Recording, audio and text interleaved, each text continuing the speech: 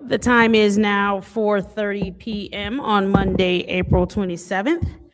I hereby call the Special Affairs Committee meeting to order. Roll call, Madam Clerk.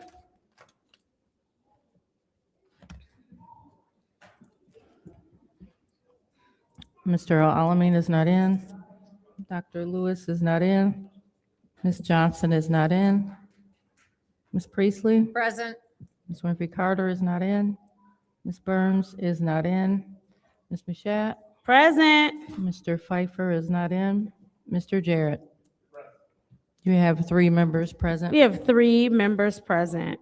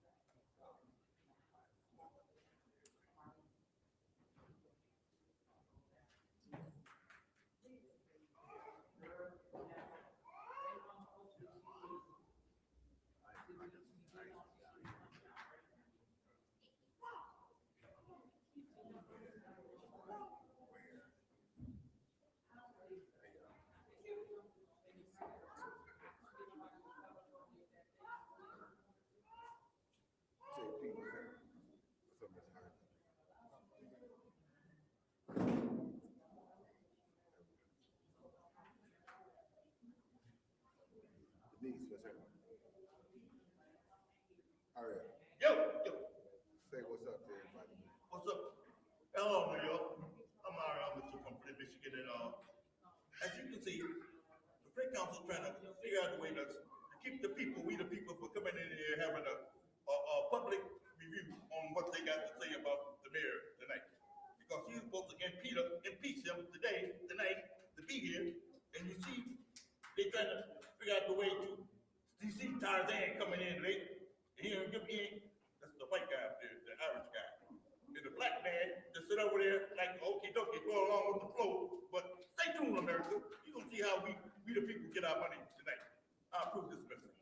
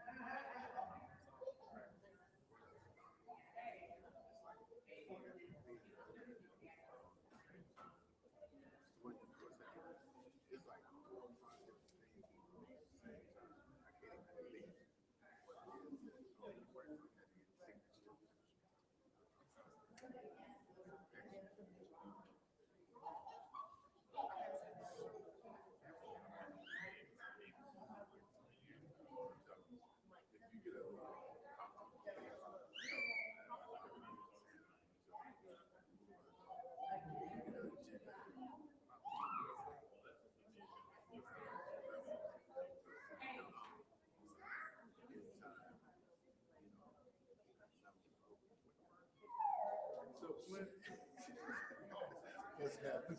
You all right? What's going on? No, man, I can't call it.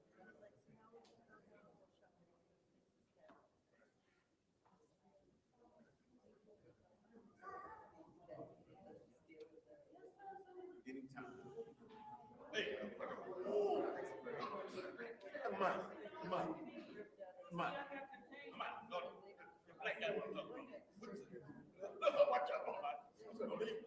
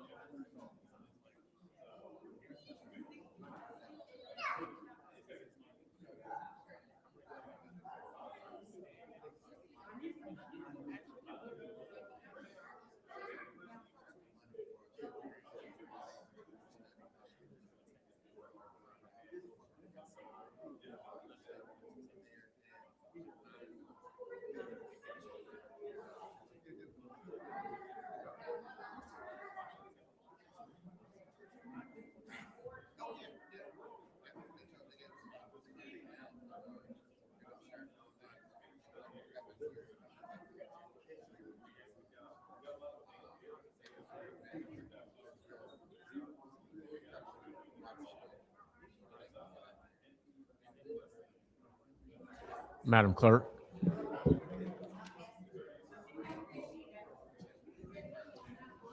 Madam Clerk,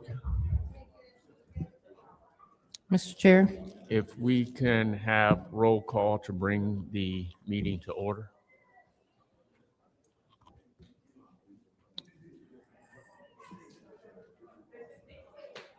okay. The time is 4:41, and I am going to take the roll call in order to establish a quorum. Mr. Alamin is not in. Dr. Lewis? Present. Ms. Johnson is not in. Ms. Priestley? Present. Ms. Winfrey Carter is not in. Ms. Burns is not in. Ms. Mashat? Mr. Pfeiffer? Present. Mr. Jarrett? Present. You have 5 members present. We have 5 members present.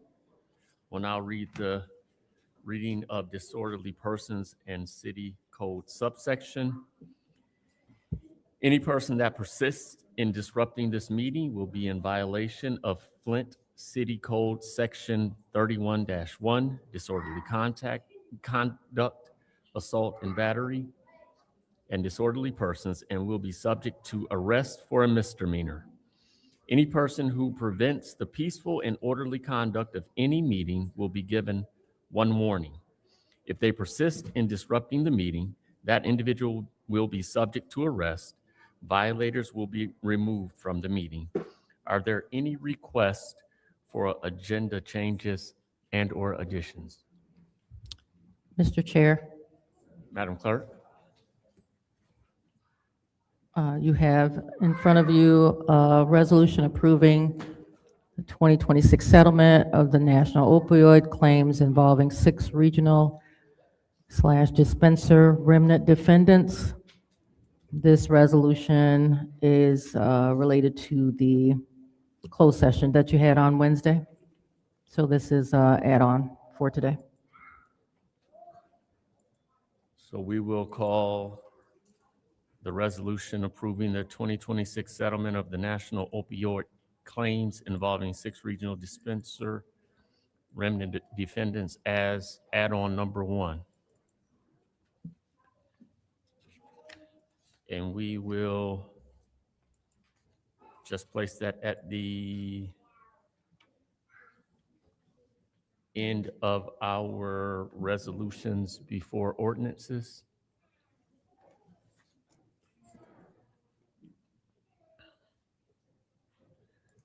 Any other requests? We will then move on to public comment. Councilwoman in the 7th Ward. Resolution that we have in front of us for MDOT. What are we doing with this? So that is for a resolution that is on your council agenda, and when you get to that agenda, we need to separate that one so that you can amend it to this version. Thank you.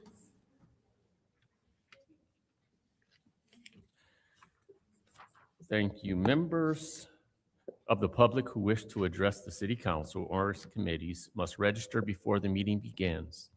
A box will be placed at the entry of the council chambers for collection of registrations. No additional speakers or slips will be accepted after the meeting begins. Members of the public shall have no more than 3 minutes per speaker during public comment, with only 1 speaking opportunity per speaker. Madam Clerk, the first speaker, please. First speaker is R.L. Mitchell.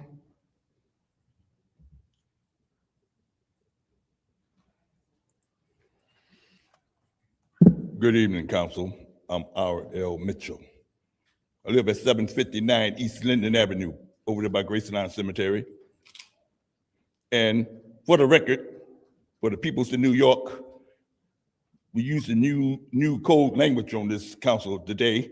Like one, for instance, the one called the special master. And like in the old days, 1800s, when they built the White House, they used slaves. But when one of them get hurt, fall down, and they call the special master, but the special master don't need no record of the slave what got hurt. So last week, the 6th Ward Council lady, Tanya Burns, wrote a letter to the special masters, and the 4th Ward lady, she was not approved with it, and she called the Robert Rules of Order on her. But the 5th Ward lady, who started all them laws, she told us people, Republicans ought to write one too, to inform the stuff, like what's going on in Flint. And then another thing, she pushed Madam Burns so far, she impeded the mayor to come up here tonight. And you see what's going on now. They up there trying to figure out a way to break up a form. Tarzan coming in late, barely made the form. And we people, and they get this new law about this opioid, all that money, and they making more money than the administration of Flint. But they got these houses, they ain't putting nobody in it. In the meanwhile, people's getting killed, but trying to keep warm, but them got burned up to a crisp, and they still can't find their bodies. The homeless peoples and people's like the president over there talking about, you say the wrong thing, you're gonna get dealt with before one and we the peoples. So we gonna 2027 gonna get income tax. You think you living off our land, the land bank be taking our property, all, and if they can't take it, they burn up the houses in the Overton Prospect. Oh, I was just over a few minutes ago. Nothing wrong with them houses, but they can put all junk in them, but the homeless people won't go in them, and then they end up burning them down just on purpose. And like in America, calling up, invited me to a free hamburger or Halo burger, and when I went there, the dude, the tallest, he wanted to know he can do an interview with me because he gonna take Tanya Burns, not this Humphrey seat, and then he tall dude and talking that stuff and people's like that, and walked off, and I still didn't get a hamburger because they're like that 70-year-old man y'all beat up. Y'all wanted to kill him, but his wife was watching him, Miss Beverly Bibbs, and all that stuff because he came on my house and had bullet holes where I was supposed to be sitting at. And y'all gonna do us like that? You gonna get dealt with tonight when the mayor come up here. You stay tuned. I'll admit to approve this message. Thank you, Madam Clerk. Next speaker, please. Next speaker is John Baker. Good evening. Came today to ask for help. I'm sure you're familiar with what I've been trying to do as far as with the grocery stores and improving the quality of the food in those stores. Today, I met with Innovative Solutions of Flint and talked to some members from the CRIM Foundation. Could you speak into the mic? Trying to get some funding and some support with a meeting that I have with the mayor about trying to get someone actually to go to these stores. So, and I was asking if you all could attend the meeting on Wednesday. It's at 1:00 at the mayor's office, to try to give some kind of input or for a solution to this problem. Also, I'm currently cooking at the House of Hope, the Catholic Charities, and they have the same problem that the grocery stores do. The grocery stores send them. Yesterday, we had 10 cases of chicken. 8 of them were spoiled and rotten, all the canned goods. Half of them are 2 years old. I have contacts for the director and everything there, but I was like, I'm pretty sure I'm not sure, but I was thinking that maybe these stores get some kind of kickback or something from taxes or something when they donate this food. I'm not sure of this, but I was saying if that is, the case, then why are they giving 10 cases of meat and 8 of them was rotten? So that's all I was doing. Ask for some help. I appreciate your time. Have a good day. Thank you, Madam Clerk. Next public speaker. The next speaker is Madison Quick.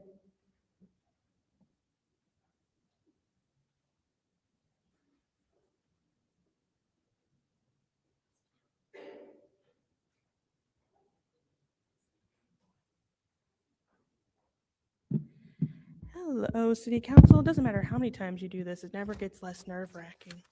All right. So my name is Madison Quick, and I'm a resident of the 9th Ward right over there off Circle Drive. I want to thank this council for taking so many steps over the last several years to reform zoning laws in our city. It truly has had a big impact. Unfortunately, this work is never fully done, as there are always changes needed to make it even easier to build quality, affordable homes in Flint. That's why tonight I'm asking this council to take up the housing readiness zoning reforms. These reforms tackle simple things like setbacks, lot size minimums, and more than make it harder to build homes, especially in green neighborhoods. If we want to provide meaningful opportunities for home ownership in Flint, we need to make it easier for folks to build homes of their own. These reforms move us closer in the direction, and I ask that it be advanced at tonight's legislative committee. Thank you for your time and your leadership, and have a wonderful evening. Thank you, Madam Clerk. Next public speaker. The next speaker is Allison Montgomery Littlejohn.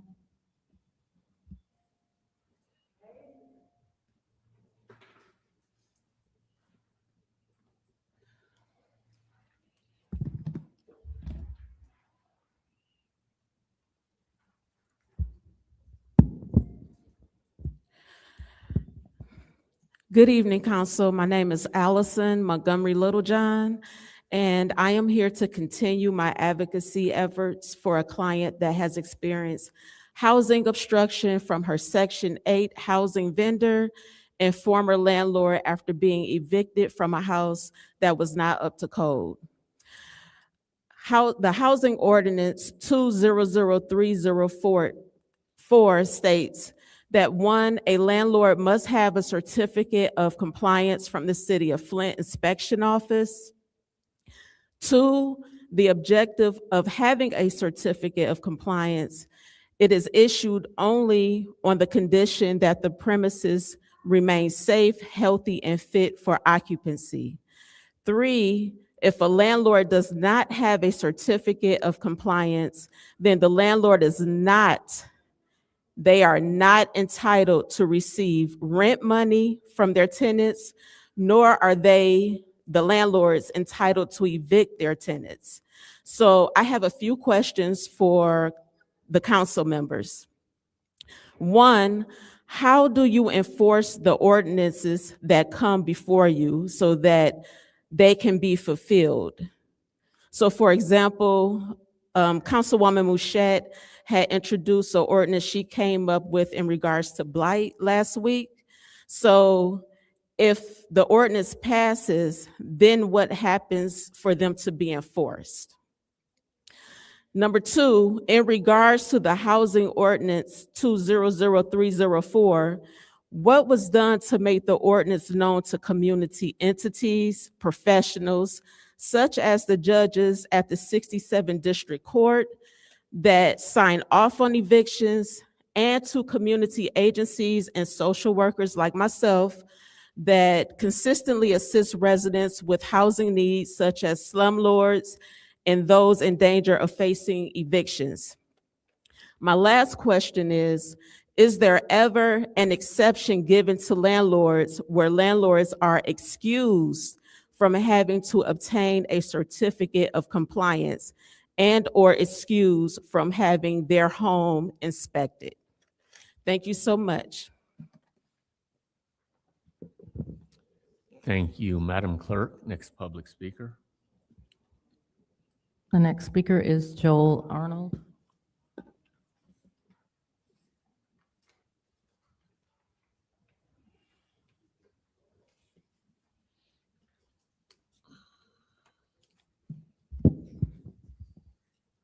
Good evening, City Council.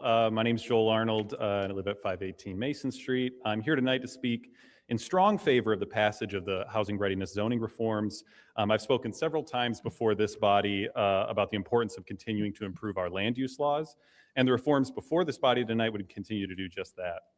What these things would do is just a simple thing, which is make it easier for Flint residents to invest in their homes and build new homes without costing the city any money.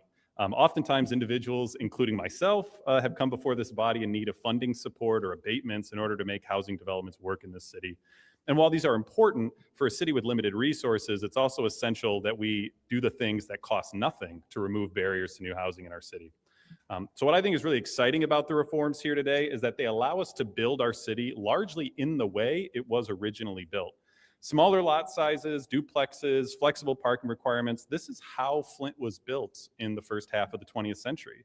And that's why today in nearly every neighborhood in the city, you can find the kind of homes that this ordinance would make it easier to build.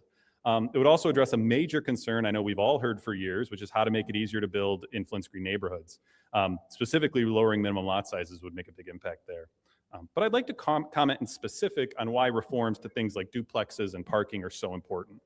To begin, when I first moved home to Flint, I lived in a duplex on Crapo Street. And it basically was sandwiched between two single-family homes. It looked basically identical to the two homes next to me. The only way you'd ever know is if you came in my breezeway and you saw two doors.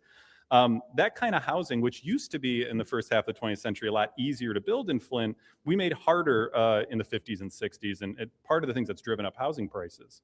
And while the 2022 reforms made progress on this, tonight's reforms simplify the permitting process for a use that gently fits into single-family neighborhoods. On my own block today, the house immediately across the street from my single-family home is a duplex, and it's filled with wonderful neighbors, and I think that's really, really important. The parking reforms here also allow us to use streets that are already legally paved wide enough for street parking to allow a car to park on them. And what this can do is actually reduce the cost of a house by about $10,000, which is no small amount of money when we talk about what our residents can afford. We're fortunate in Flint to have a lot of room to grow, and these kinds of reform make housing more affordable while also making our city a more walkable and welcoming place. In short, I think the last thing we should be doing as a city is implementing non-health and safety ordinances and rules that make homeownership harder to achieve and housing more expensive. These reforms will make it easier for Flint residents to invest in their neighborhoods, especially for things like duplexes. It basically simplifies a permitting process, but they're still allowed in the same places they're allowed today, just this with easier permitting. And I strongly encourage this council to advance these common sense reforms, and thank you so much for your time tonight. Thank you, Madam Clerk. Next public speaker. Next speaker is Ezekiel Harris.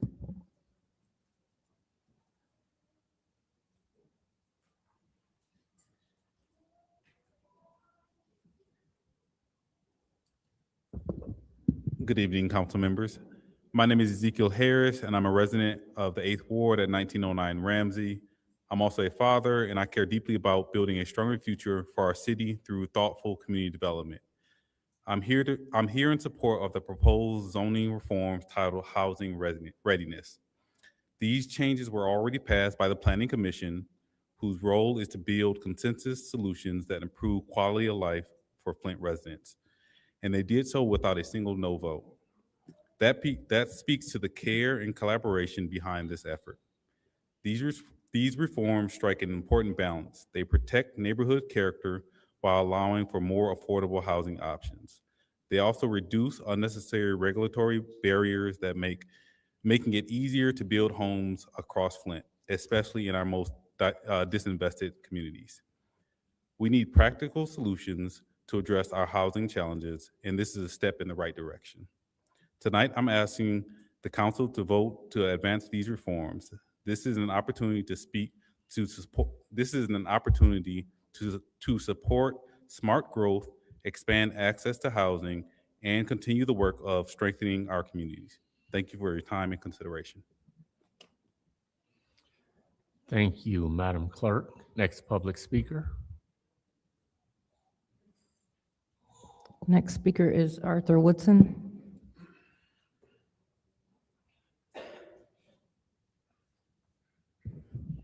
Good evening. I see there's an ordinance for the green zone. Ever since they did that master plan, the emergency manager did the blue ribbon and all the other stuff. There was something to it when they did it. The north side and the east side is green zones. Why, have y'all asked yourselves, why do they keep on coming up with little piecemeals of let's take this little piece of green zone, do away with it, take this little piece, do away with it. If you see that you could take a piece away, take it all away. You can't get redevelopment dollars in a green zone. All you can put up is a gazebo in a garden. You can't build. Why do I need to come down here and get permission from the Planning Commission to build a new house? Why do I have to do that? I mean, I got to come up and get permits to build a house, but why do I have to come ask somebody, can't I build a house? Then they put all the lots together so they could build bigger houses. Me, myself, I think is waiting for all the people on the north side and the east side to move up out of Flint. It's so tripped out that they build all these apartments, but you don't never see low-income houses built. But you see apartments built. And then they supposed to be affordable housing, low-income housing, but they do not use the Flint median. They use Genesee County median. Genesee County median is $53,000. Flint is $26,000. Now you do the math. How many people in the city of Flint can afford a 2-bedroom apartment running at what, $2,000, $1,500 to $2,000 a month, including the high water bills, including the high consumer energy? And they're using Flint money to bring people from outside of Flint here that works for the county or has a job that pays $53,000. And then they're gonna move all the people in Flint to those old apartments outside of Flint where there's no bus route over in Mundy Township because they don't want blacks going over on Hill Road. If you don't believe me, go to an MTA meeting. They said it with their own mouth. It's so many different things going on. And if you don't know the past of what was passed here at City Council, you won't be able to move Flint forward by repealing all the different emergency manager orders, all the green zone. Tonight, say skip it. We're voting to just do away with all the green zone. Watch how they start acting up, all the people that's building the houses. Thank you. Thank you, Madam Clerk. Next public speaker. The next speaker is David Peachy. Dave Peachy, Fourth Ward. Last meeting I was here, I was trying to get Channel 17, what you people could do to fund that. I think it's very important. I've had people come up to me and said they thanked me for bringing it up last time because they are not coming down to Flint. They're not coming down here, but they'll sit home and watch it on TV and they get a lot of information they would never get, and they're entitled to it. You want to spend $300,000 at Hasselberg or whatever it is. What would it cost to put a TV, to put that camera crew back in here? Paul, he did an excellent job. People need information and you're not giving it to them, only a select people that we come down here. But it doesn't get out. I know it's election time too. It's not a good time to bring them down here. But I get upset about that. It needs to be done. And let me see what else I was going to say. Oh, last time I brought up too about the houses not being tore down in the Fourth Ward. And you made a comment that it was unsafe by OSHA to dig them basements out. Well, I was in the Third Ward the other day and they didn't have no problem tearing them down over there. It gets real tiresome seeing some areas getting real nice and other areas are getting worse. And all that money belongs to us. And another thing I wanted to ask a question about the mayor. He was on TV yesterday about he donated $25,000 to YWCA. Did he donate it or did he donate our ARPA fund or our general fund? I seen the check today on the news. It had Neely's name on the bottom of that check. I can't believe he'd take it out of his own money. Thank you. Thank you, Madam Clerk. Next public speaker. The next speaker is Derek Dorman.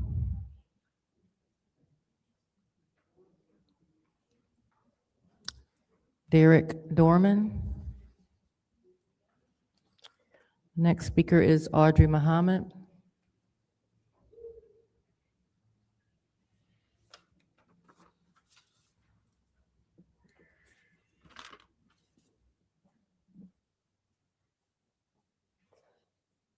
All right. Hello, Audrey Muhammad for the Second Ward. I'd just like to say we're getting to a close of September. I mean, not September, to April. closing of a great month where autism awareness and occupational therapy, which I am an occupational therapist, awareness month. And just a shout out to anyone out there who's taking care of anyone who has autism. It's a trial. Working for the schools is a trial. So my heart goes out to any parents, any family members who work with anyone with autism. That's something that the city should be considering to help to recognize people who are doing that. It's a fight every day for the family members. And being an OT and working with some of those students who have it and working with the families, it's a trial. So just a shout out to them. I'd like to appeal to the city council once again, and I'll keep saying it about water bill affordability. There is a way that our water bills could go down. I know the revenue of the city will go down, whatever, but we've been knowing that our water bill, the service fees are astronomical, and that's what's putting our water bills at a high. When you got a person who's not using their water but still have a water bill that's $70, $80, that's ridiculous. So some of those service fees, we need to take that into consideration and do everything that we can do to get those water bills down and make them affordable. Housing is good too. Water bills also. We're suffering. Senior programming. I'm all for the senior centers, but one of the things that I did hear from a lot of seniors when I was out there canvassing was I don't even go to the senior center. And I'm a senior, but I didn't get any benefits from the ARPA funds. What about us who just trying to make it and make our homes a nice, decent, safe place to live with good running water, with decent pipes? Roofs coming, apart. They needed that too. That ARPA funds was supposed to be helping to take care of the seniors, but what percentage of our citizens actually go to the senior center? What percentage? It's not enough that the ones that's at home did not get taken care of. And then when we talk about, in these last 30 seconds, police brutality, what is our relationship? Because we don't have a city lockup that we take our citizens over to the county. I know personally there's a citizen who was abused by the sheriffs when he got arrested, had multiple strokes, seizures. He's my patient. He gave me permission to speak on him. He suffered a lot, and we're doing rehab with him right now because of the abuse and the lack of not even being able to get his medication while he was in lockup for 10 days at the county.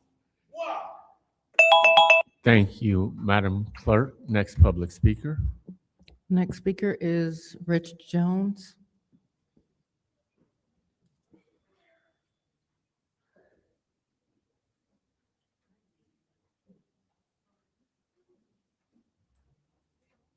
How y'all doing today?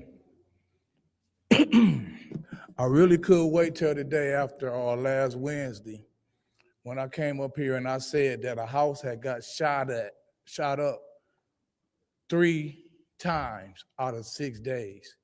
Wednesday will make day 14 of the first shooting, which means that's 14 days that the person that did that shooting, that something should have been done after the first shooting. And it's not only sad that there was no whose ward is this? Silence from you guys, but out there in where what I say this room is considered entertainment, the people that we are entertaining had little smart things to say on that 81403. And then that little Patrick moderator, the one that do transactions through Cash App for, certain pictures and things like that.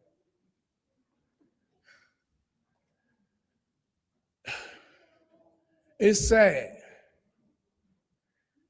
because it's a possibility that that person can be on these streets until somebody get hurt. It's sad. But you guys, and I know you care, it's just that you don't like the messenger. And that's sad because I be helping people. And I have them call some of y'all, and I had to tell them, don't tell them Rich Jones sent you. Because if you tell them Rich Jones sent you, they won't help you. That's sad. And I ain't gonna say no names, but some of y'all have a history of not answering y'all phones and not returning phone calls. I can pull names as you want to say if you want receipts. It was a certain pastor that wanted one of y'all on his Saturday podcast because of something you had said. Thank you. Thank you, Madam Clerk. Next public speaker. The next speaker is Mari Copany.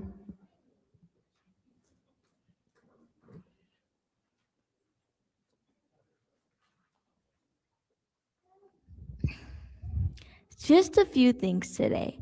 12 years ago, they switched our water source, resulting in one of the largest man-made crises in U.S. history.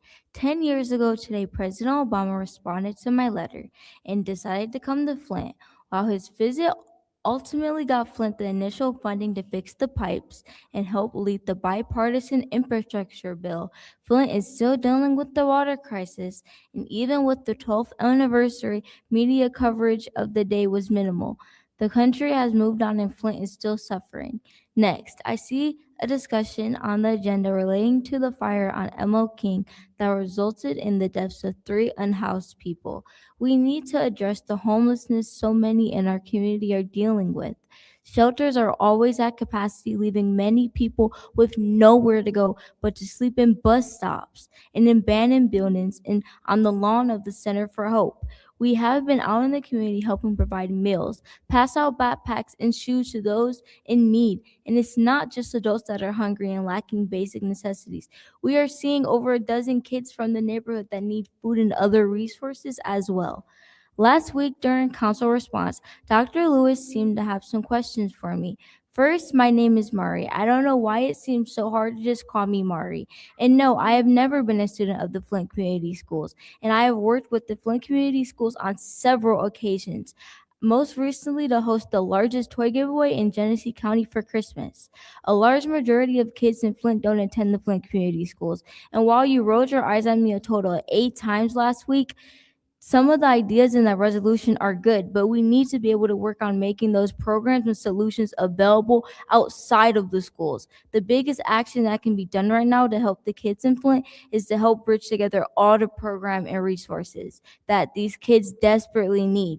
We also need to figure out how to focus on community policing, maybe even partner with the sheriffs to get officers out there on the streets interacting with the kids positively.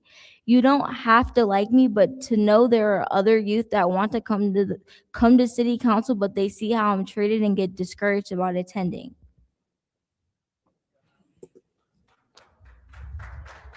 Thank you, Madam Clerk. Next public speaker. The next speaker is Kristen Pollard.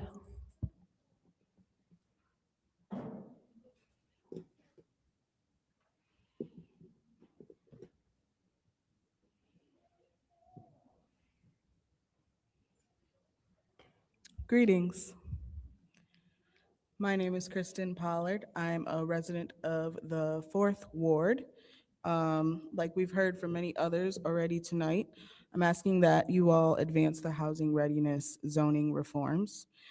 It's important that we make it easier to build homes in Flint and for our neighbors to have meaningful opportunities to become homeowners. Unfortunately, sometimes we get in our own way of making this happen with rules that don't quite make sense. These reforms would make it possible to build a home on a single lot in green neighborhoods, for instance. As we heard from Mr. Woodson, this would address some of those concerns, making it cheaper for someone to acquire land to invest in some of our most disinvested neighborhoods. I strongly encourage the council to advance these reforms passed by the Planning Commission already. And I ask I ask whether you have informed yourselves on what these reforms are talking about, and also appreciate your leadership on the issue. Peace. Thank you. Madam Clerk, next public speaker. The next speaker is Ashley Strozier.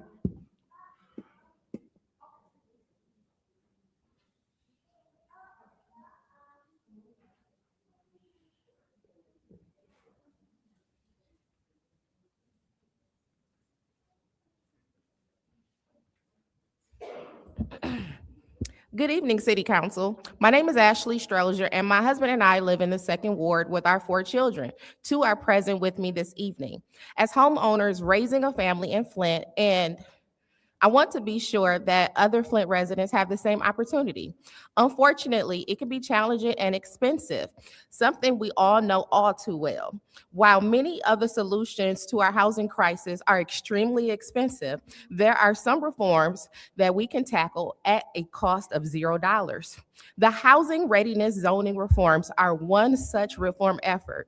By making some simple changes to our zoning laws to unlock more single-family housing and duplexes in our city. These changes will make it easier for Flint residents to invest in their own neighborhoods, build their own homes in a much more affordable way.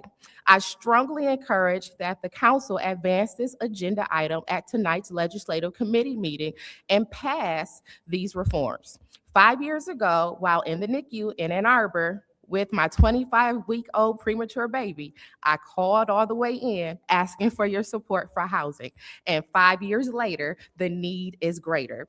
Once again, please consider lending your support. Thank you for your leadership and the work you do for our city. Thank you, Madam Clerk. Next public speaker. The next speaker is April Stone.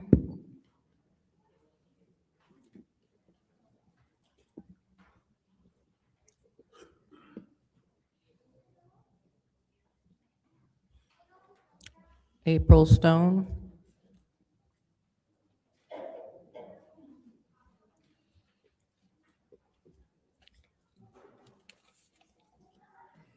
The final speaker for this meeting is Tanya Jones.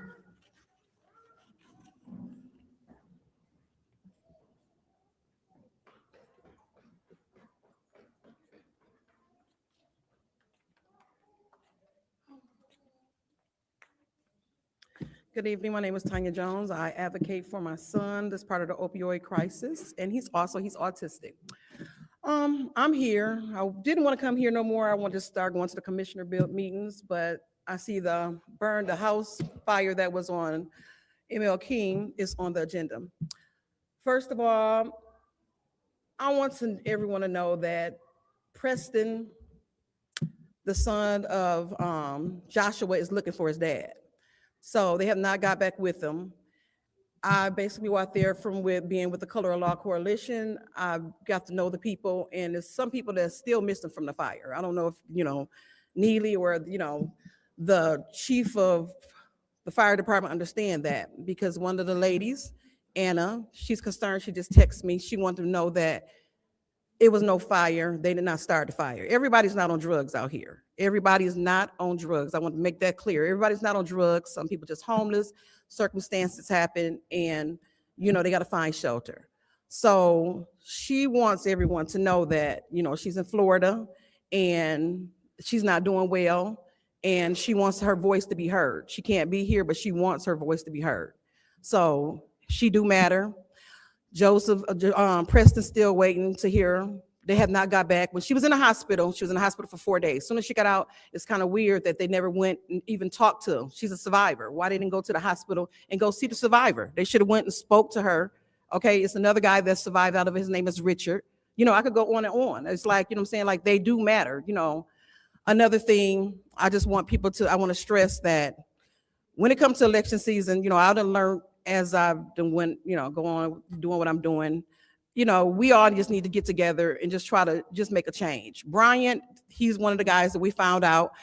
Leon had took him in for like 7 days or whatever, and he sent him back to the Center of Hope. I don't want a seat. I don't never want a seat. I respect what y'all do. I'm an autistic mother, okay? And dealing with him is enough.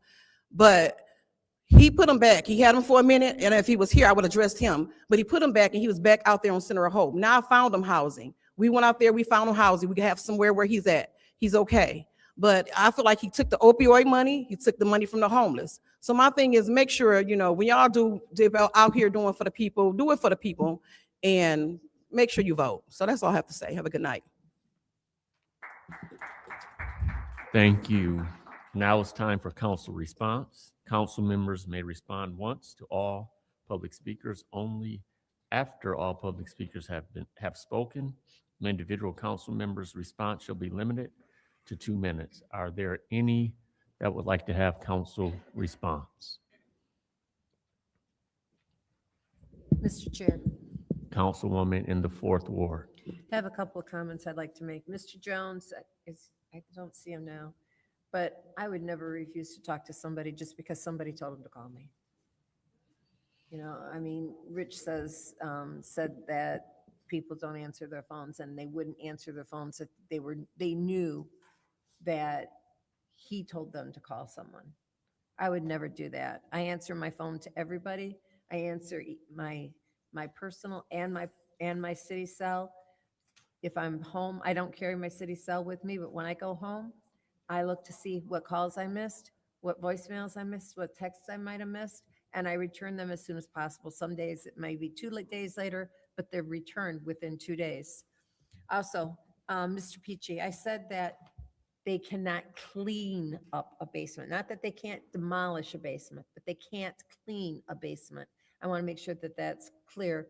There are basements that need definite cleaning, but they don't have the equipment to do that. The city does, they have the claw, but we have to get court orders. I understand that you don't like that, but that is the fact. So thank you very much. Any other council response? Any other council response? We will close council response and move on to the consent agenda. Is there a motion for consent agenda? So moved. We have a motion made by the councilman in the 8th Ward. Is there support?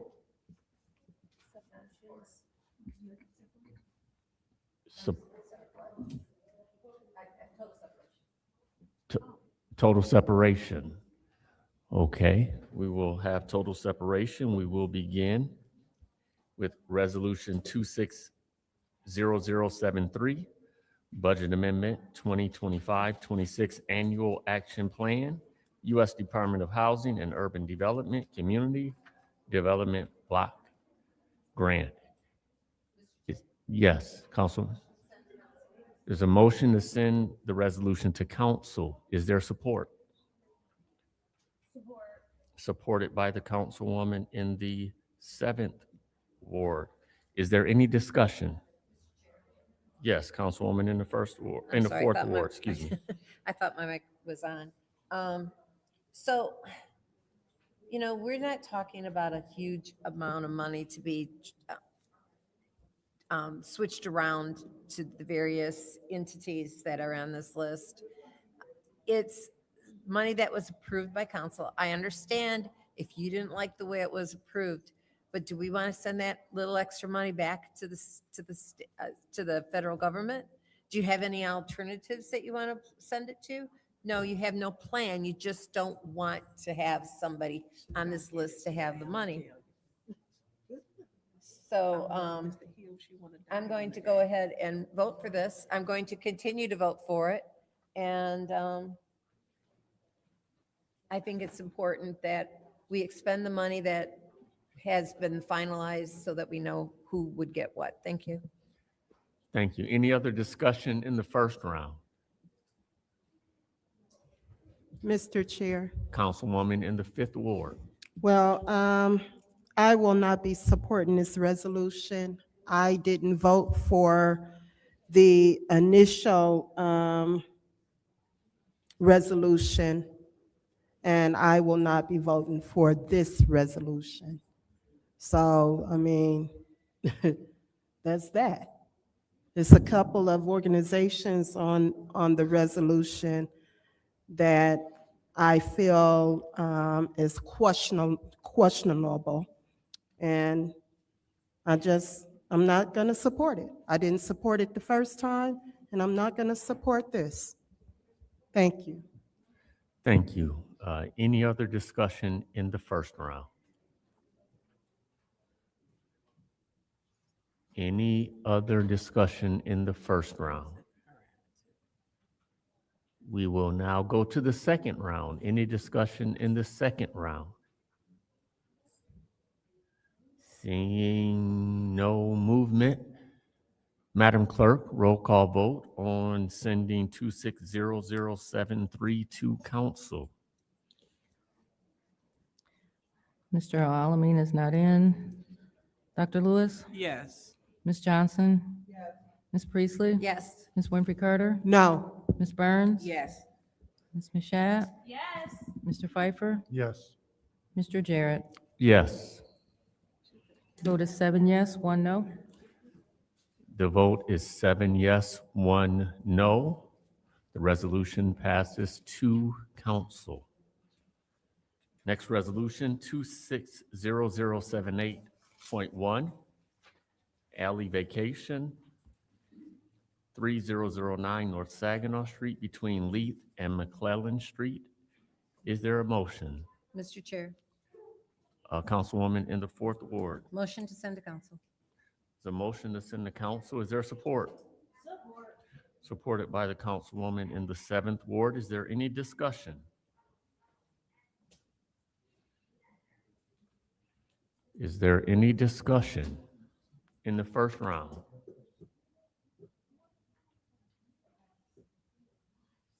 Any discussion in the first round? Resolution 260078.1. We'll move to the second round. Any discussion in the second round? Mr. Chair, Yes. who separated this? You're not Mr. Chair. The councilwoman in the Fourth Ward requested total separation. So I think we've covered this. I believe this is the, I guess they call it the Riviera Party Store. I think that's what it was, and this is for the gas station, I believe. Who can speak to this from the council, from the administration? Is there anyone from the administration that can speak to this resolution, please?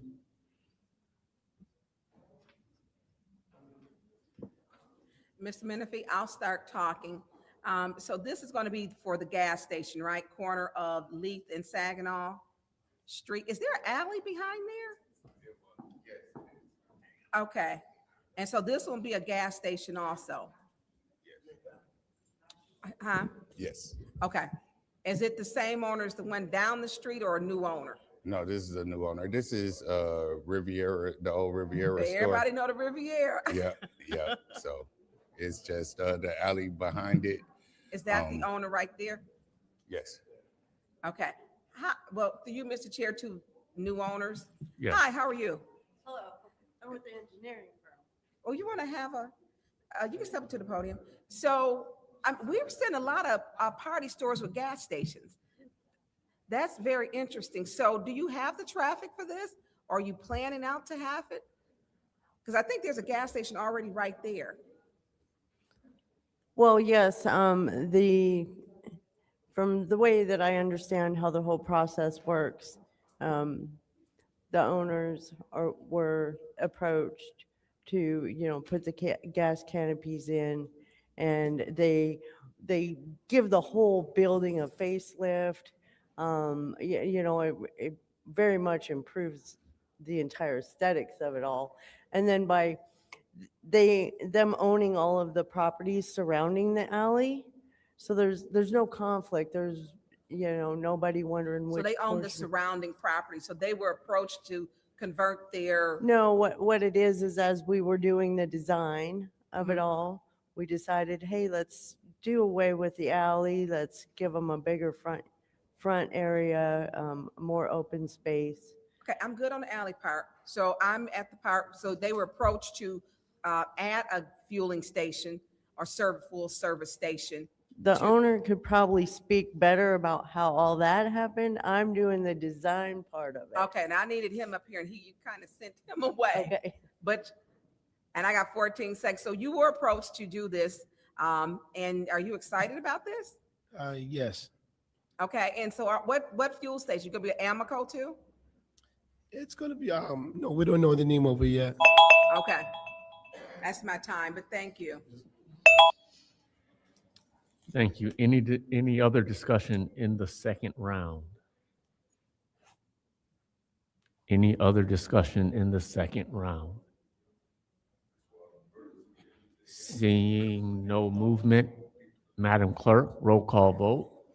Resolution 260078.1 to be moved to council. Dr. Lewis, Yes. Ms. Johnson, Yes. Ms. Priestley, Yes. Ms. Winfrey Carter, Yes. Ms. Burns, Yes. Ms. Mashat, Yes. Mr. Pfeiffer, Yes. Mr. Jarrett, Yes.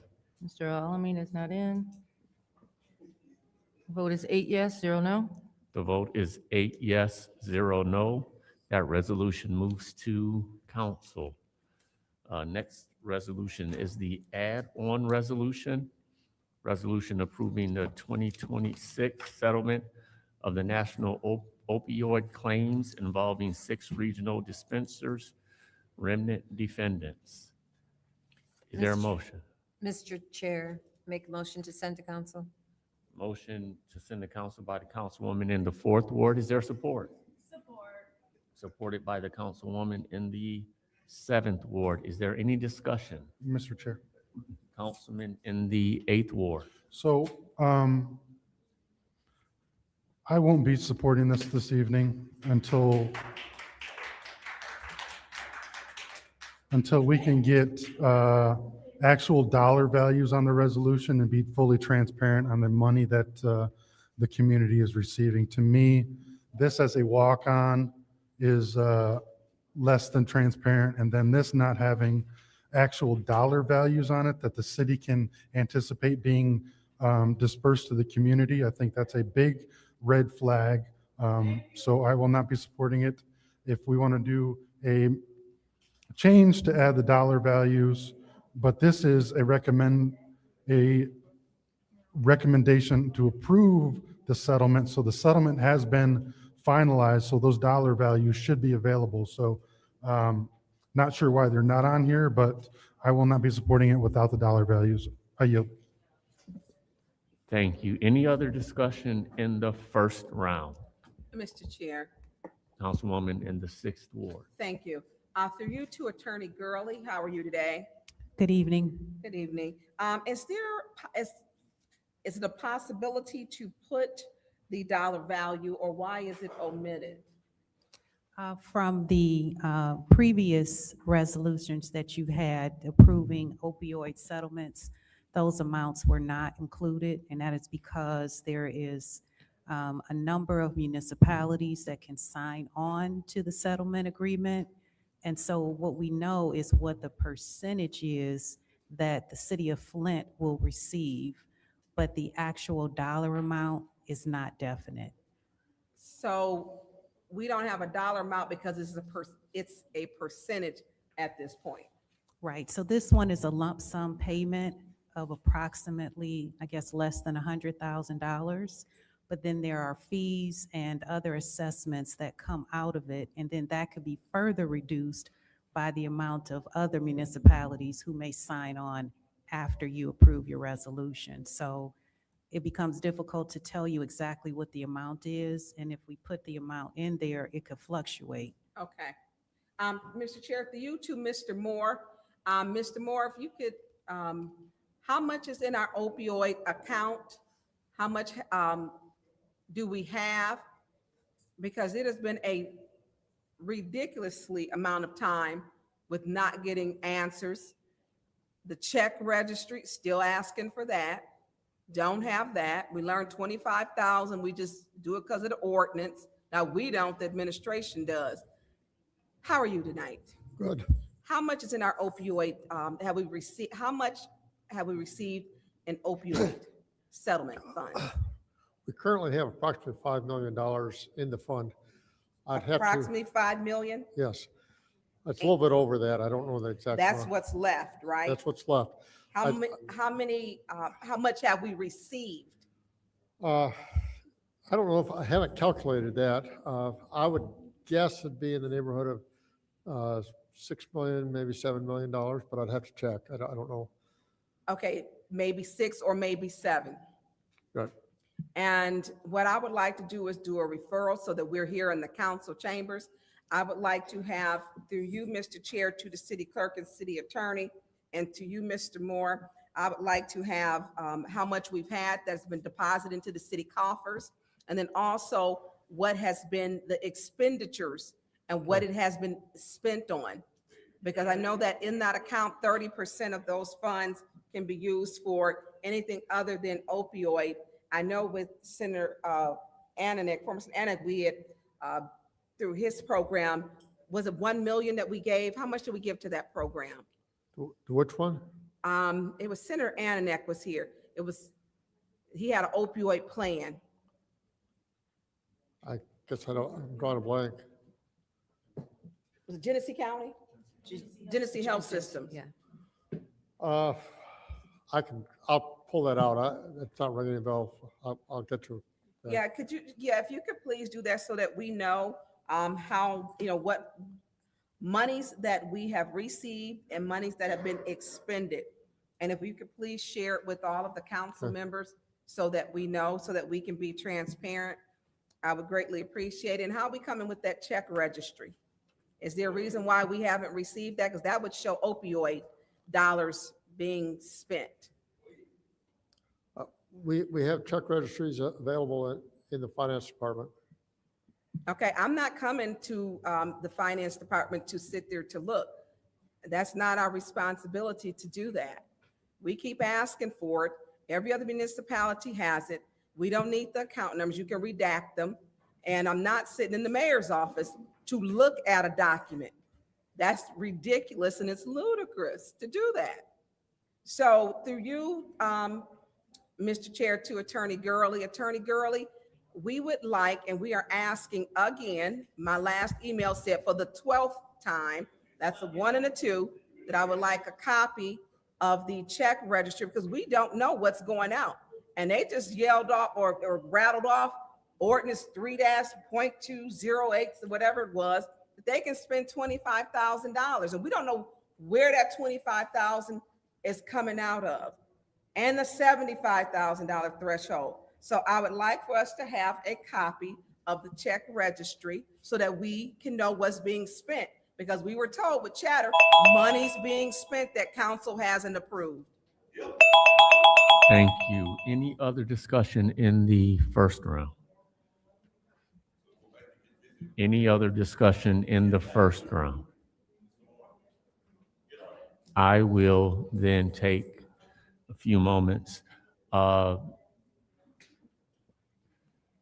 Madam Attorney, Yes, sir. how can we document the range or the percentage or the anticipated value of this settlement in a resolution formally?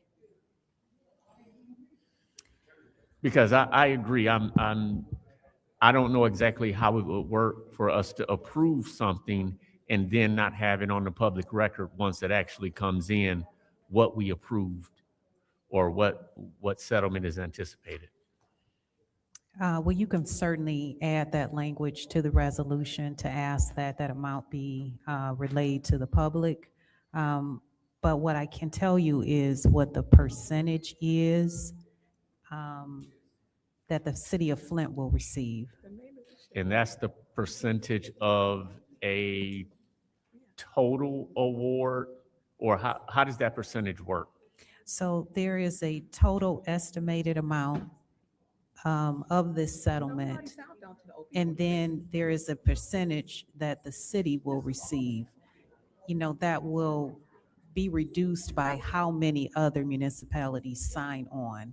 So, I mean, that's the most that I can do at this juncture because I don't have an exact figure, even in a close enough approximate that I would be comfortable with delivering here. Is there, What I'm saying is an opioid settlement. do we know either when the settlement is taking place and or what our deadline is for signing on? The deadline is May. I have to get the exact date for you, but it was rapidly approaching.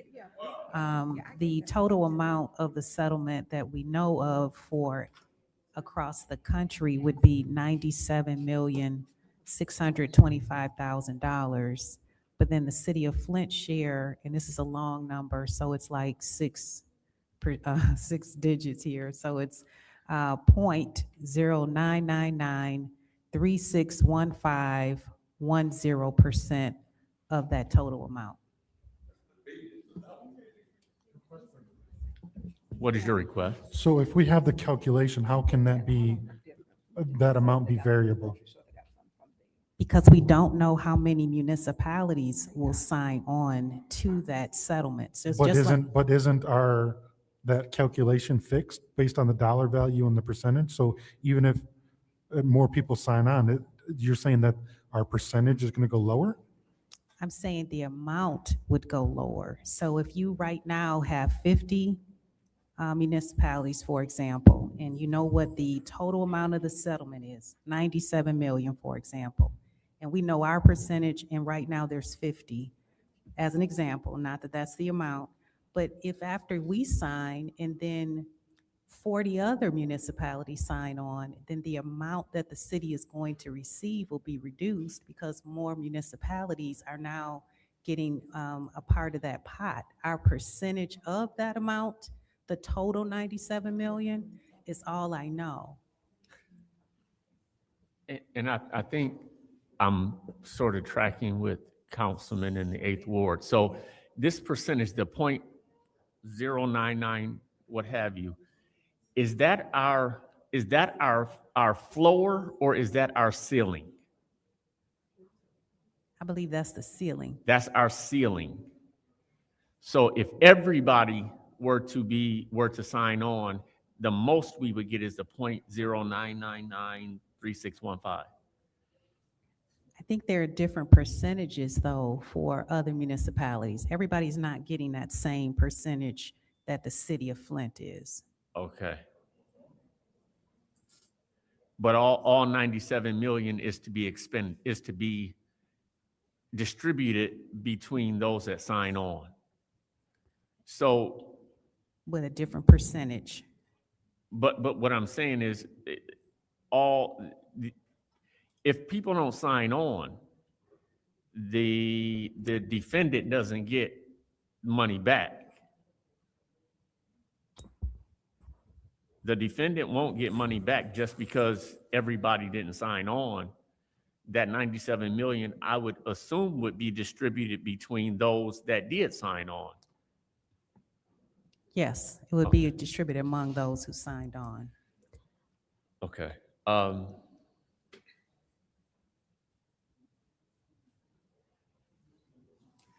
Yeah, I too would like to find or have some kind of documentation that is going to state or ensure that there be public disclosure of the award once it is distributed and dispersed to us.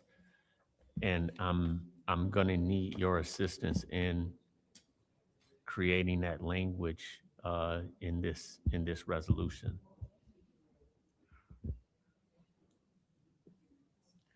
Okay, thank you. Any discussion in the second round? I'm gonna fix it. Mr. Chair, Councilwoman in the 7th Ward. thank you.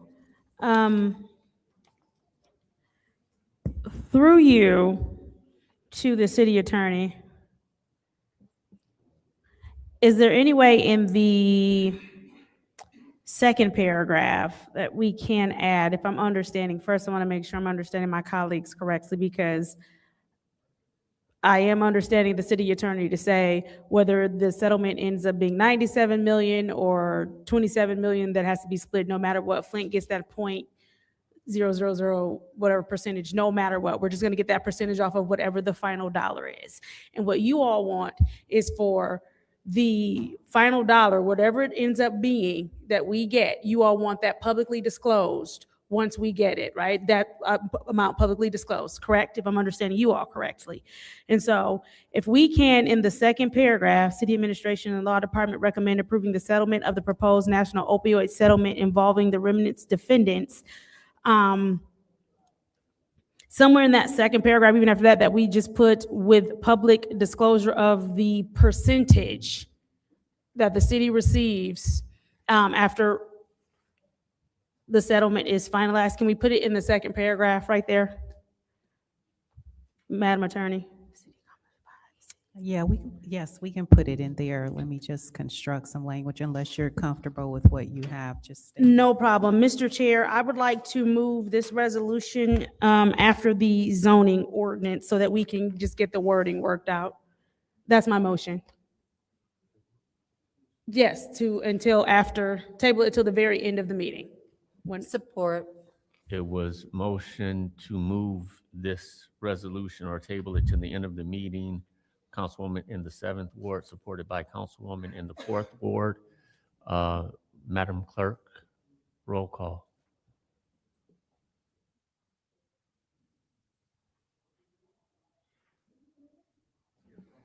Ms. Johnson? Yes. Ms. Priestley? Yes. Ms. Winfrey Carter? Yes. Ms. Burns? Yes. Ms. Mashat? Yes. Mr. Pfeiffer? Yes. Mr. Jarrett? Yes. Mr. Alamin is absent. Dr. Lewis? Yes. The vote is 8 yes, 0 no. Vote is 8 yes, 0 no. That resolution is being tabled to the end of the meeting.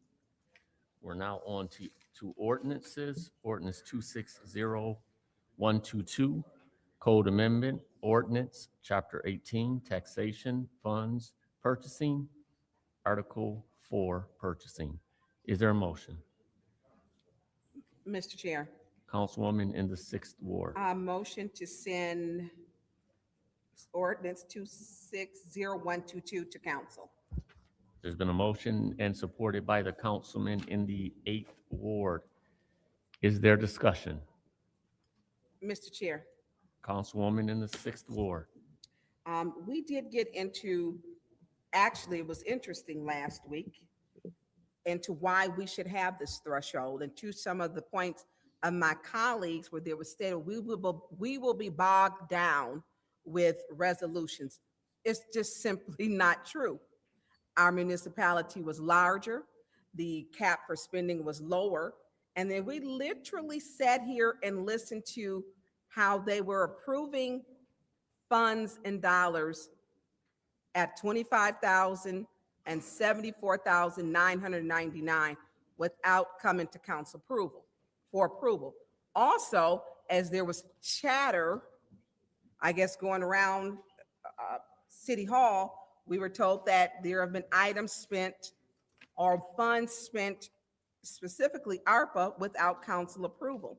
And so there has to be a check and a balance on what's going in, what's going out, because we have simply been unable to track what's being spent. We know that this had been on the books for some years, and basically what this is doing is rolling back emergency management. And when we do that, we take control of our own city back, which they hold all of us to be responsible. And so when we look at this, you know, I hear the arguments on both sides, but I'm not in agreement with the part that it's too much work. That's what we signed up for. That's what we were elected for. Because when we ask what was spent, and one example would be, how much have we spent on the Mays Center? We don't know. We've been asking. We ask how much has been spent on the golf courses or received from the golf courses. We don't know. So this gives a check and a balance, which is our job to do. I am supporting this, and I look forward to hearing the debate with my colleagues. I yield the floor. Any other discussion in the first round? Mr. Chair. Councilman in the 8th Ward. I too will be supporting this. I think that this has been long overdue. When you have an administration that isn't fully transparent and doesn't disclose, for instance, my colleague has been asking for check registers or how opioid dollars are spent, or golf course contracts, or just general spending, and we get no answers from the administration. This is a child of that. Somehow we have to rein in, because we are the purse strings of this city. We have to rein in and be transparent with our spending. So I am all for this, and I will be supporting it. I hope that my colleagues also value transparency and will also support this, because it is a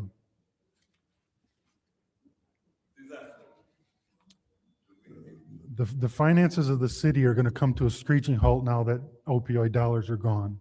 So we have to transparently disclose how each dollar is spent. We've had a lot of money come into the city, and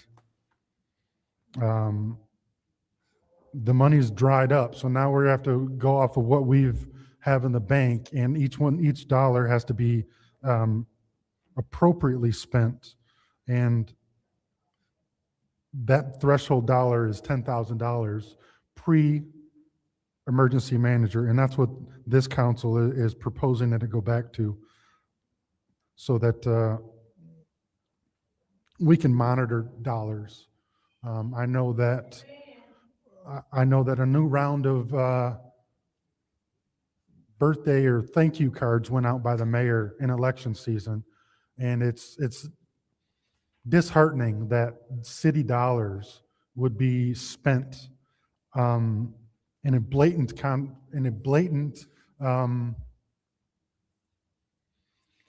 going to say election violation. When you reach out to residents in the city in election season, where that says, call me if you need anything from the mayor, when the mayor hasn't reached out or doesn't do anything for these residents for the other 5 years that they've been there, but election season, and you use city postage and city printing and put it on a nice city letterhead, you have to ask questions. And this right here hopefully curbs some of that and allows us to get back to regular order and regular spending. So I will be supporting this, and I hope my colleagues do as well. Thank you.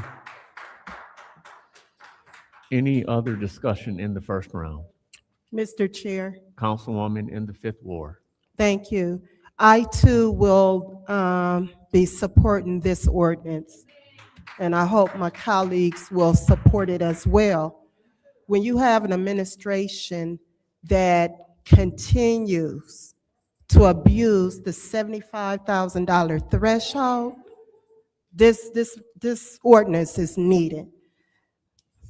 We need transparency, accountability, as well as justification. And this is what this ordinance is all about, those three things. So I will be supporting this today. Thank you. Thank you. Any other discussion in the first round? Any Mr. other- Chair. Councilwoman in the 7th Ward. Thank you. So one of the things that I think that we all agree on up here is the fact that it is council's responsibility to ensure that finances, the city's finances are in order and things are being spent as they should. I think we also have the same responsibility to make sure that we are not trying to step outside of our scope and be the mayor and that we're remaining the council. I do believe that, nope, not doing that, pause my time. Mr. Chair, nobody else was interrupted.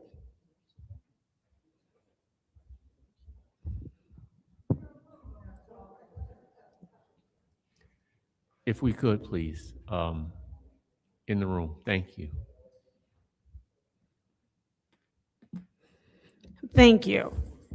So as I was saying, I do think that we have a responsibility to be co-equal branches of government in the same way we do not like this administration to step in and try and control the council. I don't think that this council has a duty to step in and try and control the administration.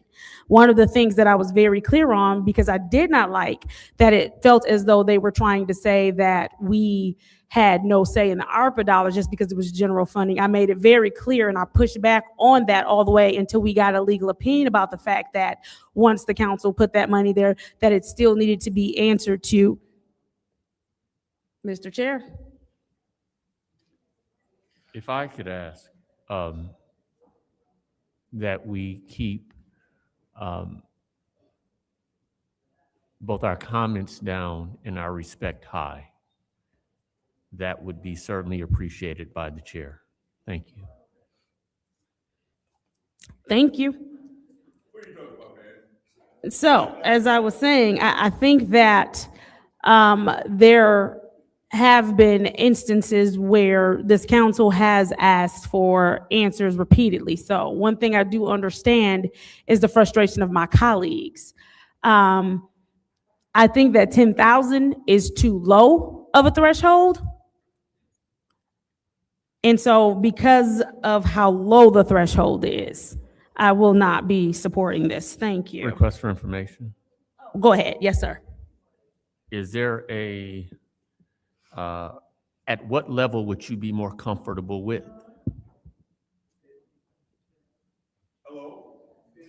That's an excellent question. I will give that a thought as we go through the next round. Thank you for asking, Mr. Chair. Any other discussion in the first round? Mr. Chair. Councilwoman in the fourth ward. So when they say that we have no knowledge, we get our budget reports monthly.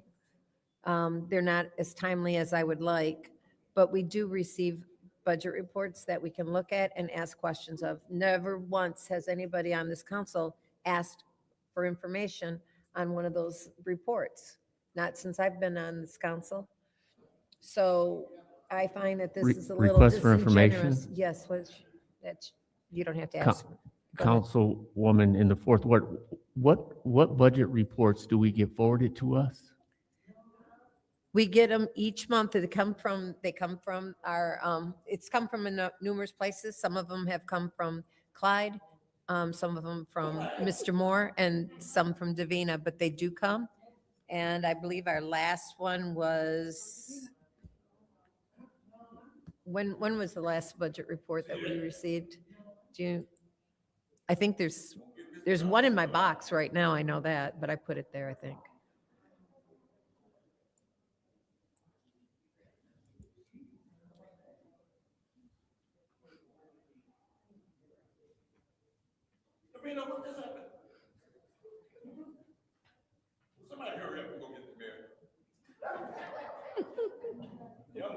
Look, they just sent these. They could stop playing. We just Okay, so, just got one. anyways, we do receive those. We have received yes, we do. We just got one. No, we do not. So, Mr. Chair,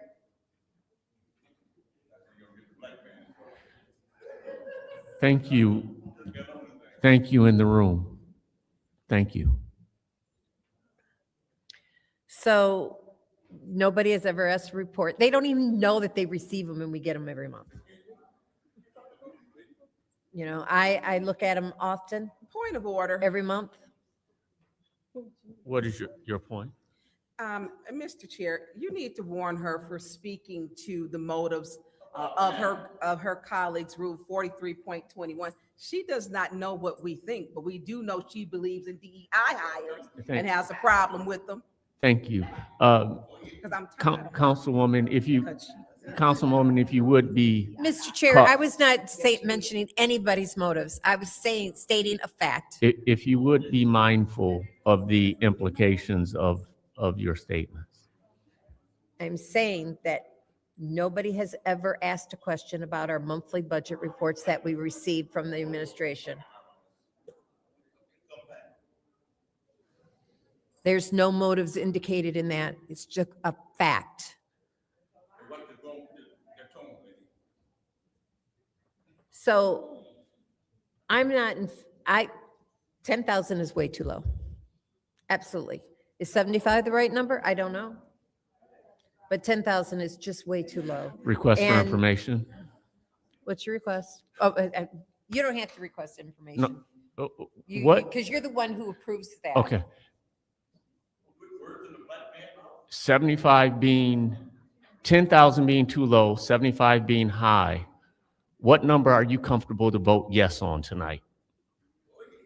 I don't know that I'm comfortable today at all. However, we have had this resolution, this ordinance before us in the past, and it was voted down. And we did, I believe the number that was floated around at that time was 50,000. But it was turned down at that time. So, like I said, we have the opportunity to look at those budget reports monthly. And no one yet has asked a question. Request for information. Thank you. Request I'm for done. information. To the speaker, do those budget reports tell us how each dollar is being spent? No. Like there's no magic bullet in these budget reports that tell us what $75,000 was spent on. Is there?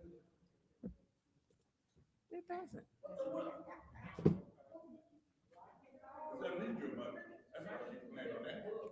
Councilwoman? Oh, go ahead. You have the floor. Are you done? Okay. Any other discussion in the first round? Any other discussion in the first round? Seeing no movement, I'll take a few minutes. As I hope it would be recognized, I'm trying to find a way to move this forward. Willing to listen to and wanting to hear input from colleagues that may not be comfortable at this number. Well, how can we come to ground where we are in our role doing best we can to between hold accountable and or promote transparency, do so. Now, I'm going to not make explicit reference or inference about what persons know or what persons don't know. What I will say is we've all been informed of discussions, meetings, and reports that I'm not going to say some have received because I haven't heard some or many speak to having received reports that others have not received. But I have heard a council member say that they've received reports or had numbers that not all other council persons have received. So again, I'm going to continue to work in the capacity that I know how to work in trying to find a place where we as a body of 9 can settle to ensure that the totality of our task is complete. Then, Mr. Chair. Yes. Then can we send this back to committee so that we can have that number? Like, he has the floor, so I don't know how to do it. I know that, I know you I- said you're trying to find a number that we're Yeah. all comfortable on, so can we send this back to committee so we can work on a number we're all comfortable on? I'm not wanting to make that, at this point, I'm not wanting to make that Thank motion you, Mr. myself. Chair. What I would like to do is, as was stated when the question was posed, to hear the second round discussion, because the response that I received by one of my council colleagues was, I'll give it that thought and talk about it in the second round. So I'll yield the floor now so we can get to the second round so I can hear that discussion. Second round. Is there any discussion in the second round? Any discussion in the Mr. Chair. second round? Councilwoman in the 6th Ward. Thank you. If we were operating with transparency, and let's say some honesty here, it was the councilwoman in the 4th Ward who said she heard chatter, and the chatter, when asked for the chatter dollar amount for the ARPA funds, would not tell us. Would not. And today, she does not want to hold people accountable. And it's holding ourselves accountable too. Some votes are not popular, but they're the right things to do. And this is a vote for the right thing to do. We don't know where our ARPA funds have been expended. And these reports do not give you a detailed itemization, nor does it give you where the money went to, the name of the organization or the company or the business or the date. It does not give you that, and she knows that. So to mislead this community is just wrong in every form and shape. It's wrong. Because when people say, well, what do you have left in ARPA? Well, we don't know. When we ask basic questions and we literally got a report, we were trying to figure out funds were to accept $54,000 for the Mays Center. How do we plug that $54,000 in? Where is their budget? Where did the monies come from that they've expended on fixing it? We're not saying we're against it, but what's the total cost? Now, Did you know that if you'd attended the budget hearing, you would have found out? so I didn't attend all of them, Judy, because you were rude and did not, ask everyone, but you have an excuse for everything except for answering your phone that you gave to your niece, you had said before, to answer it. So I'm not going to deal with you today because you have a problem. I am a Black woman and you have a problem with DEI hires. So I'm going to move on. You don't have to point of order. What is your point? That is totally inappropriate. Ooh, no, but it's true. And I don't even know where she It's heard true. that. Councilwoman in the 6th Ward, I will ask of you, as I asked of the councilwoman in the 4th Ward, if we would please. I'll be- refrain, but it is a Thank you. fact. Thank you. And so when we talk about being held responsible, it is a responsibility because we. Hold on. If I could ask that music be stopped or taken out past the hallway, if possible, please.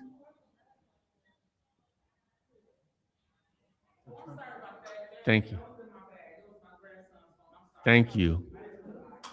Yeah, the babies was here. So here is the most important thing. If we can, we have asked questions and the administration walked away. They took their book and they closed it up and they walked away, no answers. We asked week after week, and you just heard the CFO said, you can come down to the finance office. I'm not sitting down there for hours and hours. I generally read through stuff 1, 2, 3, 4, 5 o'clock in the morning because that's when I'm not getting calls. You don't get to be the crypt keeper of the checkbook. That's not what it is. And the part that she can't separate herself from doing what is right is problematic. That does not give us the budget reports, what has been spent. And it definitely doesn't give us the chatter because she's keeping all those remarks, the chatter amount. We don't know. What we do know is that money is being spent that City Council has not approved. That we do know. That is a fact. And the fact that she's using budget reports just to throw you off, don't fall for that. We're asking for detailed itemization, and we shouldn't have to ask. Once just to ask, and then it'd be given, and that's it. Simple as that. I yield the floor. Thank you. Any other discussion in the second round? Mr. Chair. Councilman in the 8th Ward. So there's been discussion, oh, okay, 10,000 is too low. What's the correct number? And with the lack of transparency and them crypt keeping or, hiding the check register, I don't know what that dollar value is. Maybe 10,000 is too high. When you want to hide information and do it, when you want to have professional service contracts and hire anybody and their brother to do stuff and it doesn't come before council, and you want to hire PR firms, and you want to rent out the Hilton downtown for fireworks parties, and you want to do all of this stuff.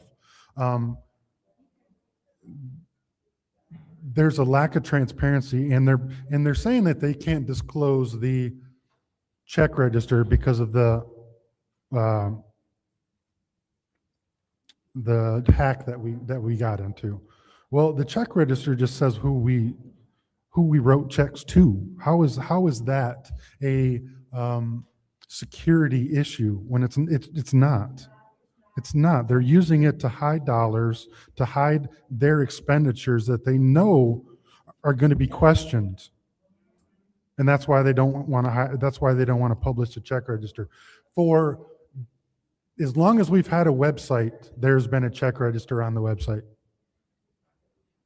And this administration took it off. And we all have to question, why is that? When it literally just says who they wrote a check to and the dollar value. So I don't know what the correct amount is because we can't look at the check register to verify. So in my opinion, I'll support 10,000, but maybe 10,000 is too high. So because that $10,000, is going to be exploited as well. When I hear colleagues say that they don't want to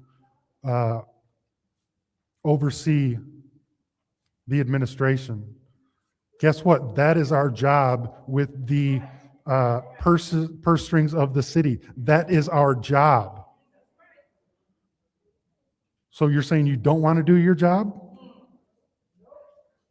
You don't want to hold anybody responsible? So you would agree that every expenditure under $75,000 you were signing on to, because that's what basically you're saying.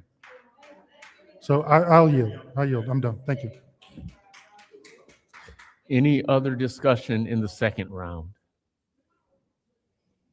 Mr. Chair. Councilwoman in the 7th Ward. Thank you. I'm not sure who my colleague was referring to just now because I definitely didn't say that. What I said was we are co-equal branches of government. There are checks and balances. In the same way, we do not want them overreaching into our area. We don't need to overreach into the mayor's area. Again, as I've stated before, I think that this needs more time so that we can come up with a number that actually works. There have been times in the past where my colleagues have asked for more time to talk through a situation, and I have voted with them to give them that. So I am asking for the same courtesy. If I don't get it today, I understand. But the bottom line is I'm not supporting this today. I've stated my reasons why. I yield. Any other discussion in the second round? Mr. Chair. Councilwoman in the 2nd Ward. Thank you. So I hear my colleagues as we talk about the spending of the mayor's office and appropriately allocating funds. And it is within our purview, again, because we are supposed to be over the city's finances. That's part of our 3 jobs: ordinances, budgets, and advocating for residents. So I'm definitely in agreement there. However, I find it quite ironic that we selectively choose because, again, when it was passed in last year's budget for us to get another $30,000 to assist our wards, all y'all voted against me. Not even against me, but you voted against holding the mayor accountable to that. So now we wanna, I guess, have a problem with it. And so that's just a little concerning. So I don't know if this is the perfect timing to do this or what. But we have to understand that right is right. So if money is passed in the budget for council, whatever, we need to get what's allocated for us. But this body didn't have the political will to stand up then. It was all the no's. I think me and Councilwoman Johnson, we the only one that said yes. So with that being said, yeah, if you all want to discuss it some more, it sounds like a good idea, but I'm a little conflicted. I'm like, are we doing this for alternative purposes, or are we doing this because we really care? So I'm here to continue to listen. I'm definitely on board to finding out where the money is, because I'm still waiting to have my ARPA questions answered from February the 5th. Haven't heard anything yet. So I'm for it. But again, I just want to make sure that this body, that we're operating in the vein of, just doing things because they're right, not doing things because it's the right time or because it's right for you specifically. We had an opportunity to do great things for our ward, which was passed through the budget. This body said no.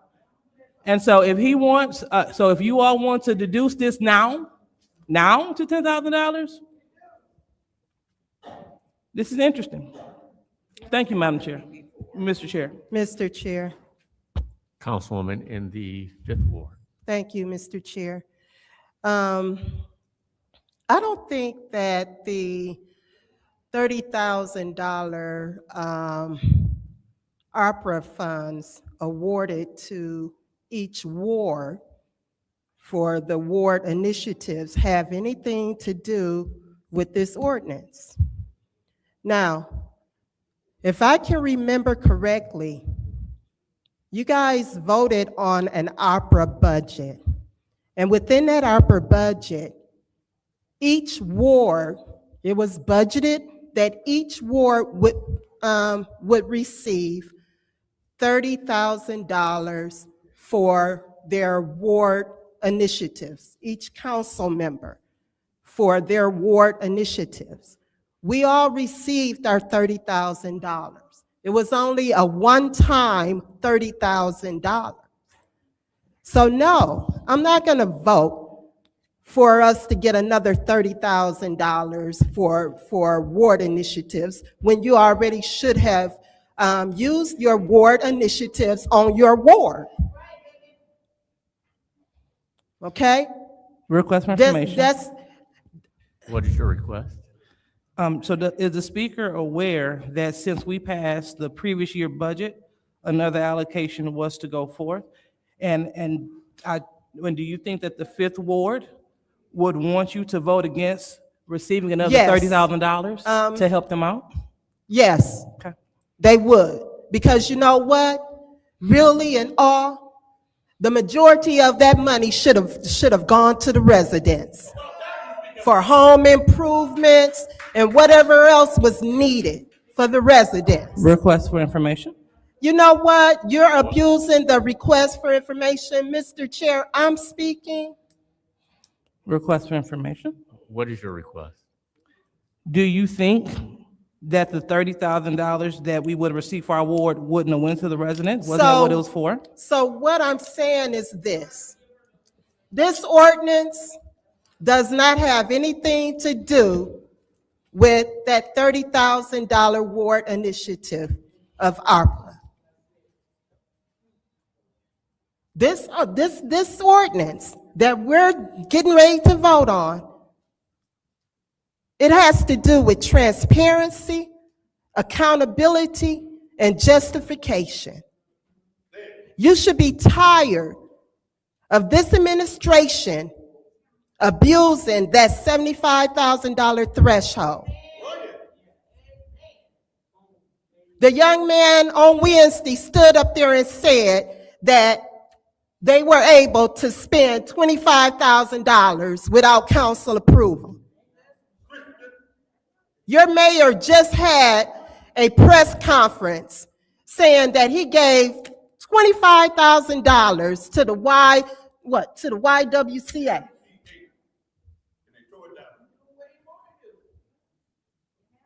He's using money, $50,000 for the rodeo.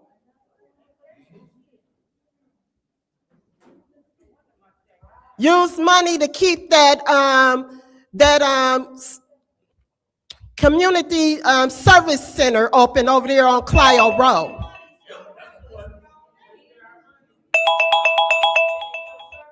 Thank you. Thank you. Any other discussion in the second round? Any other discussion in the second round? Seeing no movement, Madam Clerk, we'll go to roll call vote on the ordinance 260122 to council. Through the chair, can we clarify what the vote is for? Because this is an ordinance, so are you voting to move it to council, or what is the vote? The motion, Mr. Chair, the motion on the floor is to move it to council. Yes, that's my So understanding. once it's moved to council, it would fall under the header to acknowledge for first reading. I'm sorry? Once it is moved to council, it would be moved to the header under to acknowledge for first reading may be referred from special affairs. I'm sorry. So to move it for first reading. So it'll be moved to council where it will then be considered for first reading by the council. Okay. So the roll call, Ms. Priestley? No. Ms. Winfrey Carter? Yes. Ms. Burns? Yes. Ms. Mashat? No. Mr. Pfeiffer? Yes. Mr. Jarrett? Yes. Mr. Alamin is absent. Dr. Lewis? No. Ms. Johnson? The vote is 4 yes, 4 no. The vote is 4 yes, 4 no. That motion failed. Councilwoman in the 4th Ward. I make a motion to send 260135 to council. There's a motion to move 260135 to council.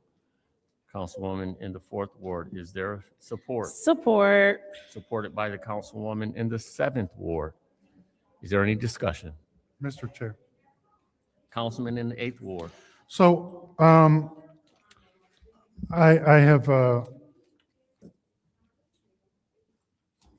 helped get the current zoning permit or the zoning adopted. I've been very hands-on in the zoning ordinance. And I say that to say this, I will not be supporting this the way that it is written tonight. I understand that we need to reform green zone. We need to reform a few different things. My objection are duplexes in TN and TN1 and TN2.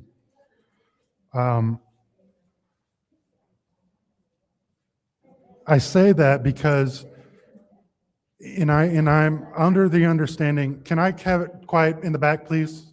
Can I have it quiet in the back, please? Thank you. We have to protect the housing that we have along with building new housing. And by taking and allowing duplexes in TN1 and TN2 without any additional scrutiny is a horrible proposition because it potentially devalues our current housing stock. We cannot have a duplex that comes in and has a 20-foot setback next to a house that has a 40-foot setback. To me, you're devaluing your neighbor when you do that. And we talk about we want to make housing more affordable. Well, guess what? Nobody is building housing in Flint except for nonprofits.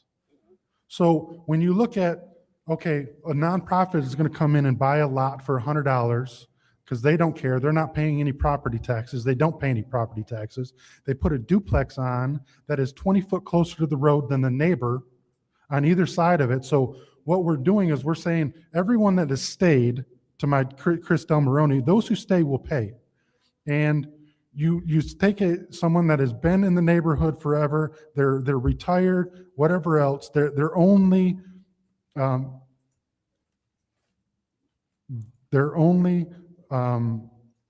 generational wealth is their home. And we're going to prop a duplex that boxes them in on either side of it. I don't have any problems with trying to make it more affordable or put duplexes in certain zones that are vacant or green or whatever we want to do to try to boost building. I have no problem with that, but we have to protect our current stock. And I looked it up. I did research because that's what I do. If this passes today, Flint will be the only community in the state of Michigan that allows duplexes in every one of their residential zones without additional scrutiny. So you can't build this you can't go to Ann Arbor and in a certain residential area and build a duplex. My issues with duplexes and putting them where there currently are no duplexes or where they don't fit. That is what I have a problem with. We have a problem with group homes now, where, group homes, they don't have parking for them, and we have group homes that are taking up the whole streets, blocking driveways, everything else. That is what a duplex is going to do to every neighborhood.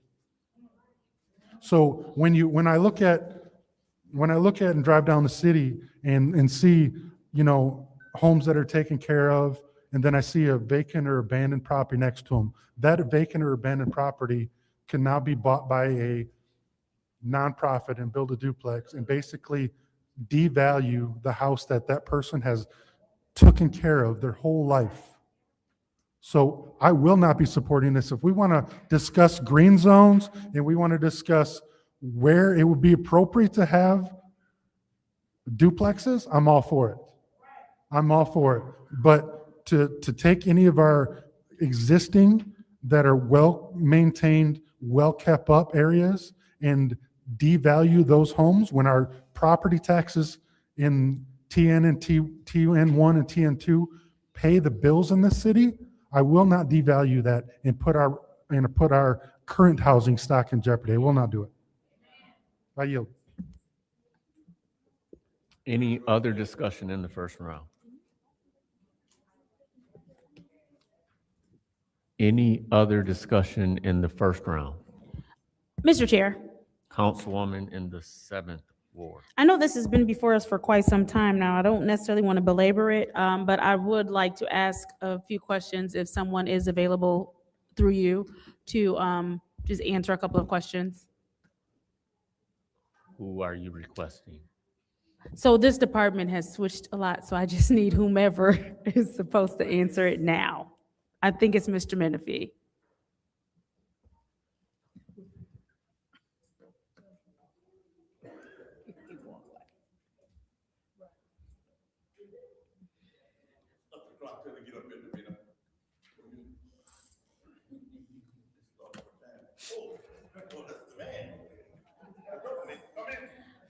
Hey, Good evening, Mr. Menifee. How are you? hey, I'm great, thanks. How are you? Good. I was listening to my colleague, and he was talking about how this does give way to, and one of the issues that I do have in my ward is the fact that you have people that purchase property and they then turn those properties into group homes where they get to do that legally through staying just under the threshold in which they have to report to Lara. And so what they've done is they've taken they've taken neighborhood structures and they've made essential parking lots in the middle of neighborhoods when they're not supposed to. And we're already fighting that battle of the fact that they receive a little fine with no requirement for them to change the parking structure back to the way it came with the house. And so now the concern seems to be that we will be allowing people to come in, and build duplexes, which will then kind of serve in the same fashion. And one of the things that we are experiencing in my ward is an exodus because of different people taking advantage of systems and devaluing their property value. And so if you could just speak a little bit to what my colleague was talking about with how we avoid that with this. So, for one, this isn't something that I worked on. This is something that I just picked up, and I'm trying to carry it over the goal line. But from the duplexes are pretty much, yes, this will allow for duplexes, but what it's saying is that you don't have to build an entire parking lot in order to accommodate the parking structure, the parking.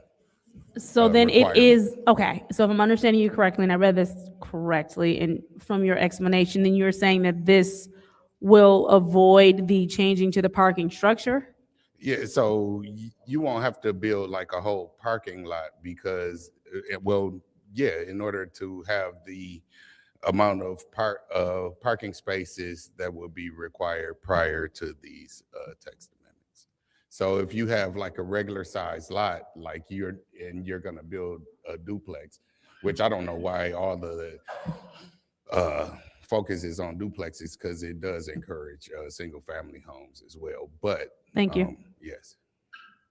So it does say that, if you have one lot, if you don't have the space for a whole parking lot to accommodate the number of parking spots that would normally be required, then you can use street parking instead. Thank you. Yeah. I yield. Yeah. Any other discussion in the first round?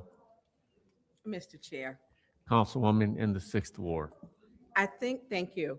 I think that when we look at affordable housing, types of housing, and green spaces, Flint has got a ton of green space. And when people are saying, like I'm gonna say, well, not even my block, we say Austin Street, or we can say where Councilman Mays lived on Russell Street. You can buy the whole block, just about 2 or 3 of them. And so when we look at, and I understand because their areas are more populated with homes that are occupied with home ownership. I get that. And if we're saying putting duplexes in this, where do we put them at? And I get that. I get that part, and I get the setback part, and I get the setback part too, where some of our buildings are, that where they encroach so close to the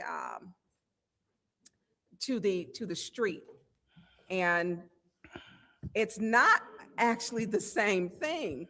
Some of them, we look at, people had front yards and people had driveways. Very few alleys do we have like Detroit.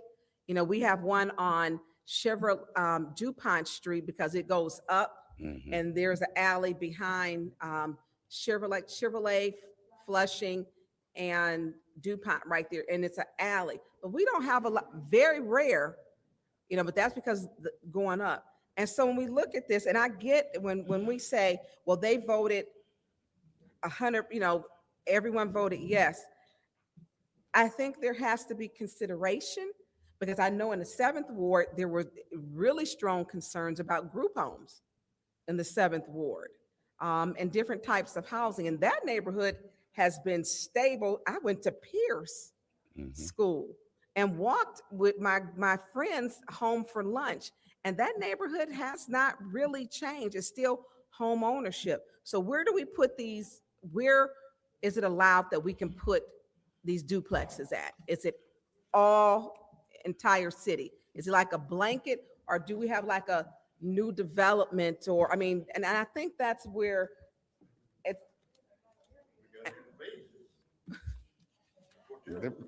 So was it ever, I know you're just getting this, was it ever discussed to just put in certain areas, or? Because this is, when I look for as when you're a homeowner, I remember looking, my first home we bought, and it was in Saginaw. The areas were so inconsistent with building homes. You'd have a really nice home, a colonial, you'd have a long ranch, and then you might have a 2-bedroom that looked like it had no business on the block. And so when we look at consistencies with the neighborhoods, where does it allow? And we have to, realistic, when you, real estate, you're looking at real estate, people look for consistent neighborhoods in single-family home ownership for their homes.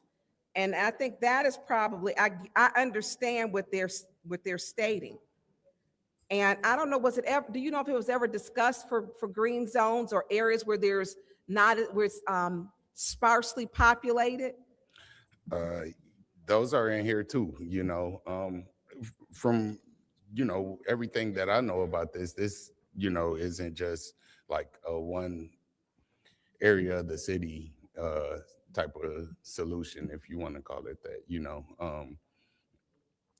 so.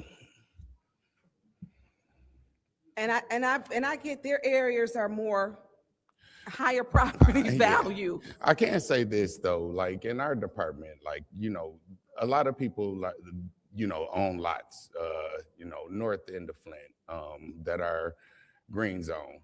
They're looking to develop housing, but because of the way that, the zoning changed in 2022, that changed it to where they are unable to develop these single family homes as well too. I know duplexes were popular. My parents' first home was a duplex, 757 East Baker Street. It has since then been torn down because that area it's been changed in the early 80s. But when we look at a lot of our duplexes and did they withstand over the time, a lot of them, they needed housing, but they're gone. They're gone. And so when we're looking at no driveways, I don't know. I'm going to listen to my colleagues. Thank you. All right, thank you. Any other discussion in the first ward? Yes, I have a question. Councilwoman in the third ward? I was just wondering, the apartments that you guys are tearing down on Atherton, I can see like Lippincott, why you guys are not rebuilding in that area? Where y'all had, where y'all had the apartments and stuff at, where there were parking lots that accommodated everything. We're not tearing down any parking lots. The Terrace, Stonegate, Oh, Regencies. yeah, from my understanding, that is Atherton East, and it was in a flood, it was in a floodplain, so that has something to do with the Choice Neighborhood Grant. This is something totally different. Okay, thank you. Yes. Mr. Chair. Councilwoman in the second ward. Thank you. So, through you, Mr. Chair, to Mr. Menifee. So what are the benefits of this ordinance and, bringing duplexes to the community? Yeah, for me, it's, new housing development in our city. We do have a housing shortage here, and it just seems like the emphasis is on duplexes, like, just because, it is in the language, but this also allows for single family homes too. I haven't personally, since I've been in this department, I haven't had anyone come in that are requesting to build duplexes. Every request that I've had has been for single family homes. You say everyone that you have has been for single family homes? Yes, ma'am. In the time that I've been here, I'm not saying that there wasn't, prior to me being there, but all the requests that have been coming in have been for single family homes on lots that are privately owned, and the owners have come in and, look to build new housing on their lots. Okay, so is this an ordinance that you would support? I would. Okay, all right, thank you so much, Mr. Thank Menifee. you. So this is where I stand. We have a lot of people coming here talking about it's a housing shortage, people don't have any place to stay, people homeless. You go to the valley, you see people parking their cars underneath bushes, and they are living in clusters. You know, if I park my car a couple doors down, then we can watch one another's back. I mean, this is happening throughout the city. People don't have a place to go. And so on the north side, it's real. And I understand that we have a lot of green space on the north side. So much green space. I mean, it's hard to keep it cut. That's a big reason why I fight so hard when we're talking about blight, because all we have is green space. I would love for someone to bring some duplexes over here to the north side of town, because people need places to live. Regardless of how you feel about the council person, we need to look at what's factual. So you can't come up here talking about we need new housing, people are homeless, and then when we have an opportunity to house people, we don't. And then a lot of people, they're getting away from single-family homes, because I noticed too in the second ward, a lot of people, they should not be in single-family homes, so they can't take care of it. So a duplex will allow one to own a piece of the American dream, as well as share responsibility in the upkeep. I'm totally for it. I am definitely totally for it, because again, we have a severe housing shortage again. And we heard the residents come up in support of this. The zoning commission, they approved this unanimously. So I don't like saying one thing and then doing something totally opposite. So if we're for housing, like I know I'm for housing, if I believe that it is a housing shortage, you know, I see people living in abandoned houses. This is an opportunity for, and I'm not talking about just people, I'm not talking about just what we think of homeless. I'm talking about people moving in with their wife and dogs. They're moving into, and their children. So they're moving into these homes, land bank homes. They go on land bank, going here to show a house, but you can't show the house because it's full of stuff, because a family identified a home and then they moved into the home because they need a home. And these kids are going to school with my son. And so, well, we got somebody yelling out and back, and we hear them clear. Mr. Chair, I'm bringing them to order. Please, I would ask the room again, please, if you can give us this meeting. Thank you. So the point is, this may not work for other wards. I understand it. But it'll work very well for wards over here on the north side, specifically the second. So I welcome this. Please, I'm tired of looking at abandoned blocks that are used for dumping sites for local and out-of-town residents. Let's put some houses up. Let's put some people in them. Let's teach people through, they have other programs. LISC has some, they also have some through NACA. Teach people how to take care of homes so they won't become dilapidated. Let's be a part of the solution, and let's not shoot everything down like it's going to be a problem. So the second ward support this, and whoever hear me in America, I welcome you. Let's come to the second ward. Let's talk development, nonprofit, for-profit. I don't give a care. We need housing, and I can identify several blocks. If they already have the driveway going to them, just no house. Bring those duplexes on so people can live. Thank you. Thank you. Any other discussion in the first round? Mr. Chair, Councilwoman in the fourth ward. I can't agree with my fellow councilwoman in the second ward anymore. I am very much in favor of housing in this city. We need it. You go on the east side, there are huge areas where there's no houses anymore. And you can combine lots and have it for a reasonable price and build on them. They've already got services at the street. They have driveways.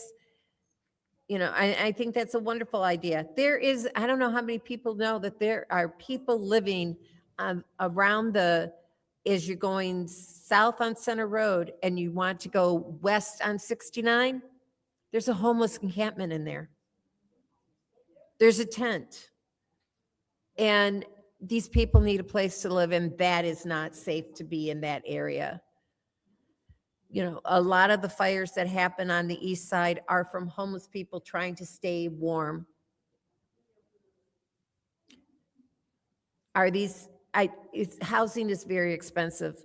Duplexes are a way to reduce housing expenses because it's the building cost.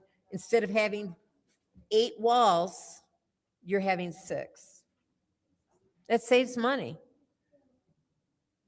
And also your permits are one time because they're on one lot. So I'm in favor of this to increase housing across the city. And I don't care what area you're in, it works to increase the available homes for all residents. Thank you. Thank you. Any other discussion in the first round?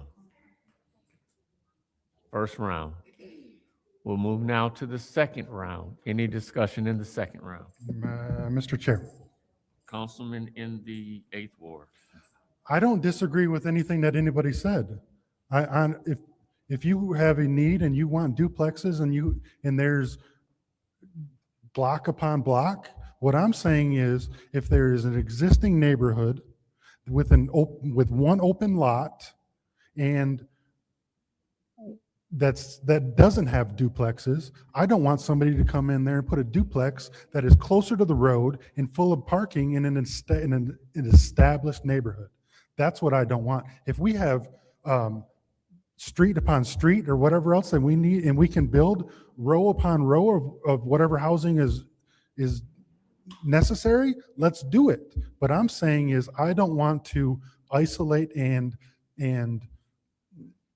disenfranchise current owners that have put their whole life into their house, and now some nonprofit that isn't going to pay taxes come and put a duplex that is right next to the road, and then that every person in that neighborhood now has to deal with them parking in the road and anything else. That's what I don't want, and that's what this says it can do. So that's my complaint. It has nothing to do with disavowing duplexes everywhere. There's a spot for duplexes and there's not a spot for duplexes. And I'm saying where there's established neighborhoods and there's an open lot, or where your house burns down and the land bank buys it, or Communities First buys it, or whoever else that wants to come up here with a pre-written speech wants to build on it, I'm saying that they should not be able to build that is now, because in TN1 and TN2, the setbacks are 30 to 40 feet. And now we're saying you can put a duplex 20 feet off the road. So now you've got a house that is substantially closer to the road, multifamily, the parking in the road in an existing neighborhood. And I'm saying I don't want to do that to our homeowners that have paid and bled for this city. Request I do not want to information. do that. What is your request? So, Mr. Pfeiffer, so how can they change that to reflect that? We can send this back. Attorney Mike. We can send this back to the planning commission and remove TN1 and TN2, which is the majority of the established neighborhoods. That is as far as, I don't know the entire neighborhood or the entire zoning thing, but that is the majority of 7, 8, and 9, the well-established neighborhoods that in every well-established neighborhood in every ward might have TN1 and TN2. I'm not sure, but that is the single-family residential code for like single-family housing. So if they want to build duplexes in green where it's where we need to build, I'm all for it. If they want to do it in multi-residential area, MR1 and MR2, I'm all for it. But we cannot sacrifice sir. our single-family neighborhoods that are well-established and pay taxes in the city. Thank you. Any other discussion in the second round? Mr. Chair. Councilwoman in the 7th Ward. Thank you. Through you to the attorney, and I'm just wondering, because we currently have an ordinance on the books for blight as far as parking. And so with this, we are looking to say parking is okay. So what happens with that ordinance as far as the parking is concerned? If we're saying parking on the street is okay, but we have an ordinance that says something different? Through the chair, the parking structures and that are outlined in this zoning ordinance are specific to what it is stating. So they're specific to certain parking lots for certain commercial businesses, and then not also counting on-street and off-street parking in certain circumstances. So I don't think that the blight ordinances are in conflict, but we can certainly check that to make sure. Okay.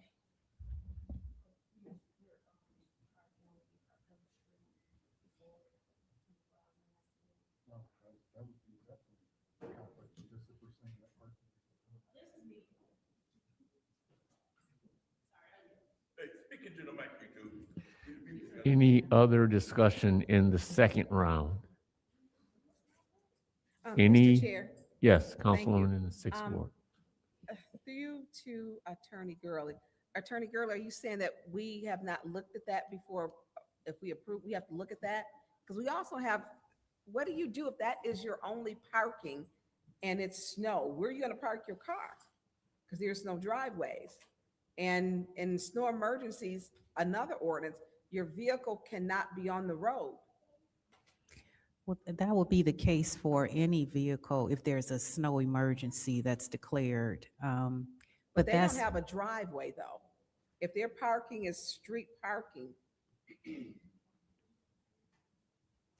that probably is a question for the zoning division. As the legislative body, you all can consider what is before you, but under the Michigan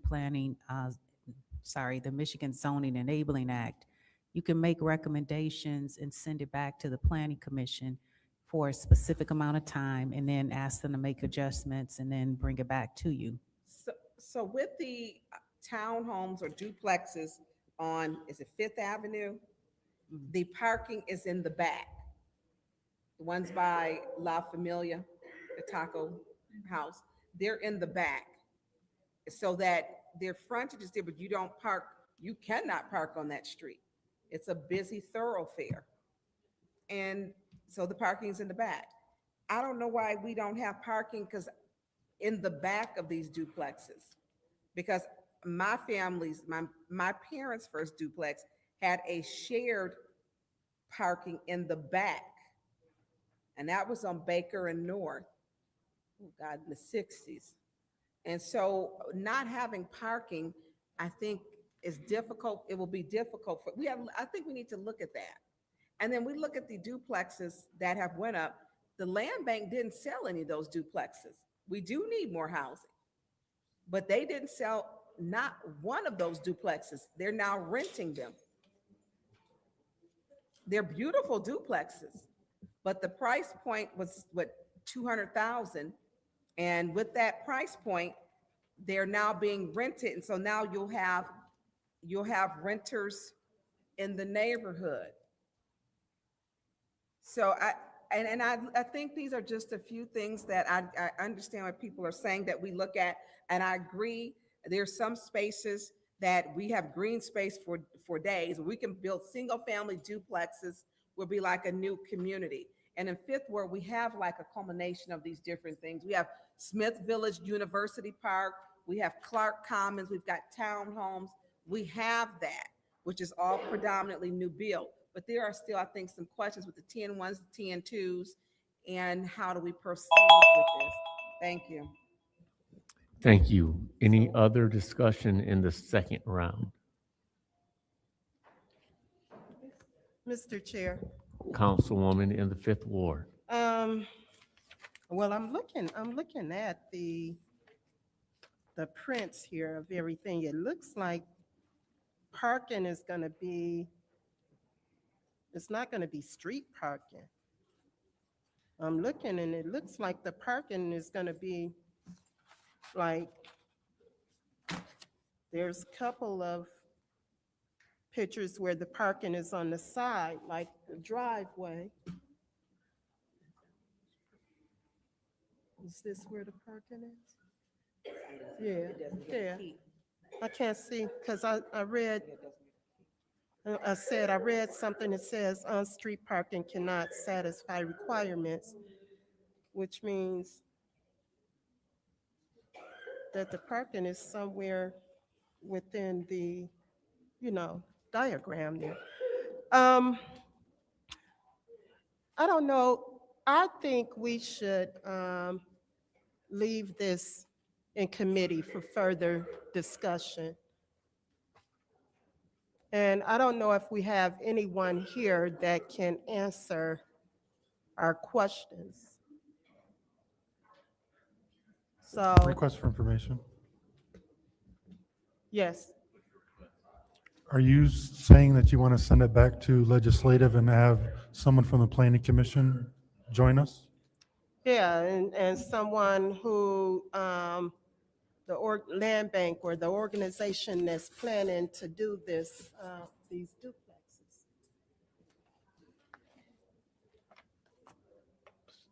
So you're making the motion? Yes, I'll make a motion that we send this back to the legislative committee.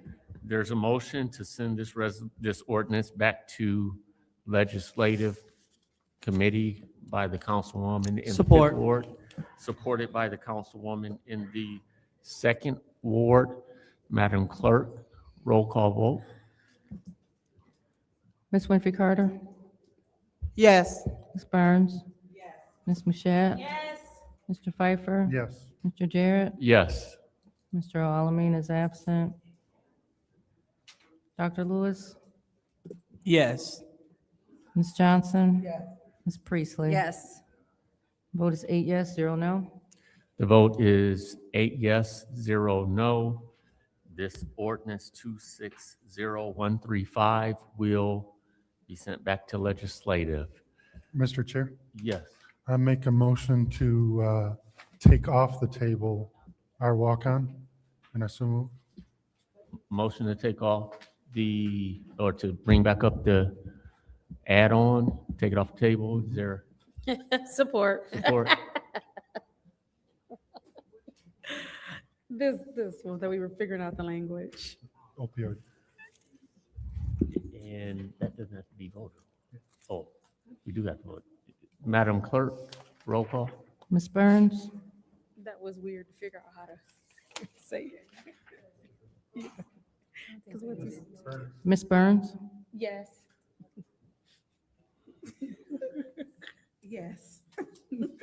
Ms. Mashat? Yes. Mr. Pfeiffer? Yes. Mr. Jarrett? Yes. Dr. Lewis?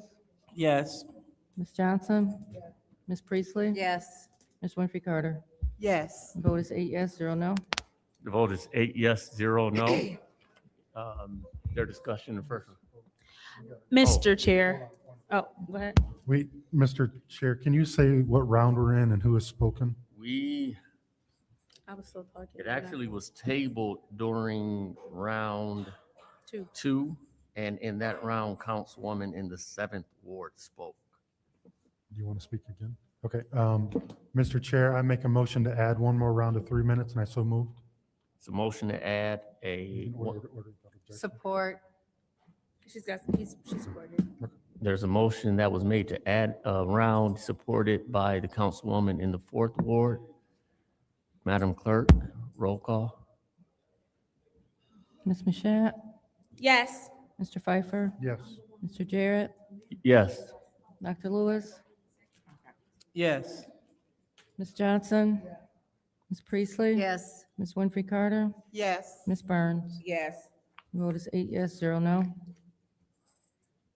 Yes, 0 no. Another round has been added. Anyone choosing to speak in the second round, I'm sorry. Anyone in the second round? Anyone, so we'll move to the third round. Anyone to speak in the third round? Mr. Chair. Councilwoman in the 7th Ward. Thank you so much. We had to table this resolution because we needed it to come up with wording to ensure that once the settlement was given to us, we would know the amount that it would be made publicly, that it would be publicly disclosed. So I am proposing that we add on the following language. So right now it's just 2 paragraphs. So, excuse me, right now it's just 3 paragraphs. I'm proposing that we add a 3rd paragraph. Paragraph 1 reads, a new proposed national opioid settlement has been reached with 6 regional dispenser defendants, Associated Pharmacies Incorporated, J.M. Smith Corporation, Louisiana Wholesale Drug Company, Morrison-Dixon, North Carolina Mutual Wholesale Drug Company, and United Natural Foods. And paragraph 2 currently reads, city administration and the law department recommend approving the settlement of the proposed national opioid settlement involving the remnant defendants. This is accomplished by the city of Flint's execution of the 6 defendants remnant defendants combined subdivision participation and release form. I am adding the 3rd paragraph, which is execution of the referenced documents, entitles the city of Flint to 0.0999361510% of the total settlement of the 6 regional dispenser remnant defendants, which the city will publicly disclose upon receipt. I'm adding that be paragraph number 3. And then we go into paragraph number 4, which is it is resolved that the appropriate city officials are authorized to do all things necessary to approve, effectuate, or enter into the national opioid settlement with the 6 regional dispenser defendants. And then it names all 6 of the defendants. But here we're just adding that 3rd paragraph, which says the execution of the reference documents entitled the city of Flint, 0.0999361510% of the total settlement of the 6 regional dispenser remnant defendants, which the city will publicly disclose upon receipt. Request for information. Yes, sorry. Yes, what is your request? Can we, so just my thoughts, can we say that the city is expecting the point whatever of the 97 million or whatever that dollar value is? Can we say we are expecting this? The only reason that language isn't going in there is because if someone comes in, it's not going to be the 97 million. So us putting it in there would be false because we don't know how many people are going to sign on after But us. that dollar value doesn't change, right? The total dollar value isn't going to change. Our So point, you wanna our add the- 0.9 something is going to change, right? No, the percentage stays the same. I see what you're saying. So you want the total Yeah, that is expected and the percentage in there. I would say, Mr. Chair, if we can just go back and forth real quick, I would say the city is expecting 0.009 of 97 million. If it is anything. Of the total 97 million If settlement. it is anything other than that, that they would put out a statement of the dollar value. You know what I'm saying? Through the chair, just to make it cleaner, if you can just put the 0.90%, whatever that 7 figure is, of the total settlement amount. Okay, Because eventually we will. It does say of the total settlement. Okay, but it could change, and I am Right. just trying to avoid the city coming back and saying, oh, well, we got a lot less, or we got a lot more. Whatever that amount is, it has to come before council, and at that juncture, we'll know the total pot, we'll know what the city is supposed to get, and we'll know how many municipalities also signed on. So just add the word dollar after settlement thing? Because right now it just says execution of the reference documents entitles the city of Flint to the percentage of the total settlement of the 6 regional dispenser remnant defendants, which the city will publicly disclose upon receipt. So are you saying just add of the total settlement dollars? And just put dollars after the word settlement? That's fine. Okay. We're the only ones trying to figure it out. So is that your motion? Turn it into a 0.1 to add that? Yes. And Madam Clerk, I'm not sure if you had what I said. I can email it. And I just have to add the word dollars. Mr. Chair, Yes, Councilman. since this is the last resolution on this, can we get a 3-minute recess while the language is given to the clerk? Without objection, we'll take a 3-minute recess.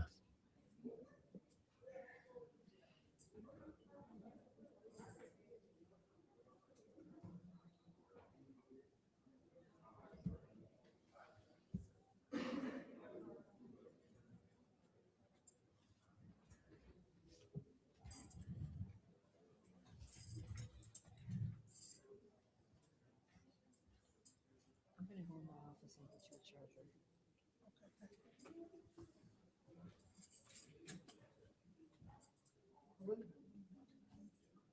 Oh, okay, then I'll take mine back. Oh, I've got enough time to go back.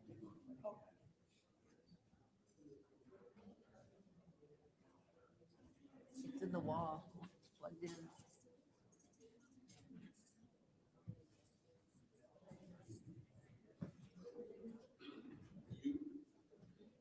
Come back now, just take off.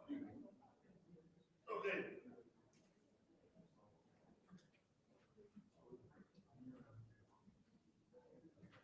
Thank you, Mr. President. About the gas station, man. He's here on the street.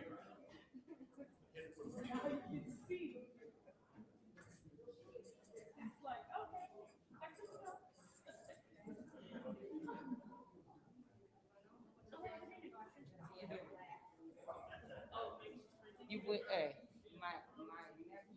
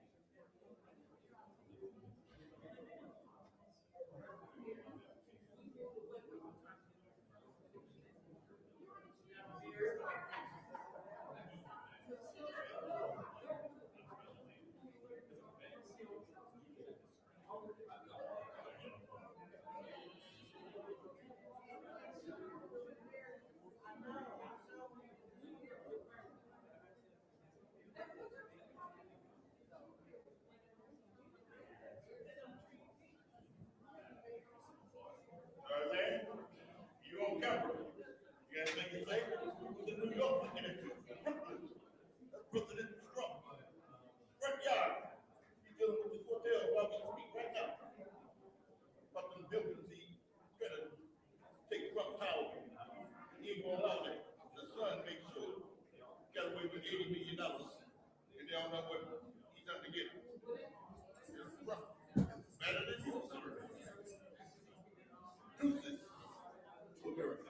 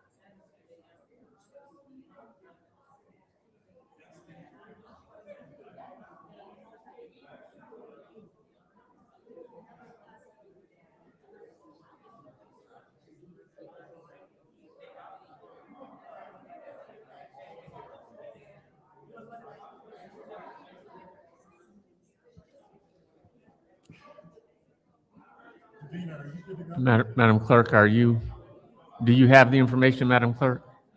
Okay. If I could ask the council members back to their seats, please, so we can continue the meeting. Thank you.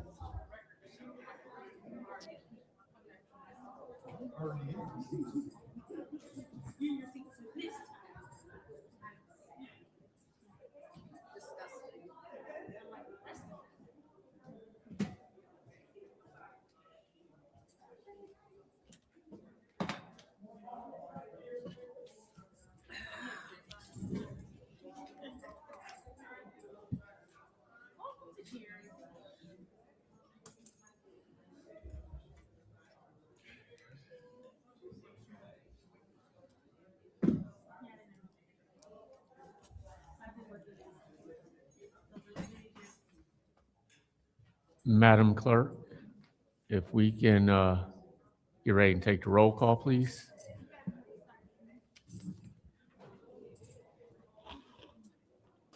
Okay, it is 7:13 PM, and we'll take the roll call to return this meeting to order. Mr. Alamin is absent. Dr. Lewis? Present. Ms. Johnson? Present. Ms. Priestley? Present. Ms. Winfrey Carter? Present. Ms. Burns is not in. Ms. Mashat? Mr. Pfeiffer? Present. Mr. Jarrett? Present. You have 7 members present. So we have 7 members present. We took recess such that the clerk could work with the clerk to get the wording for the resolution. Is there then a Mr. Chair, councilman in the 8th ward? can we get the clerk to read the language and then before I support it? Madam Clerk, would you read the addition to the resolution, please?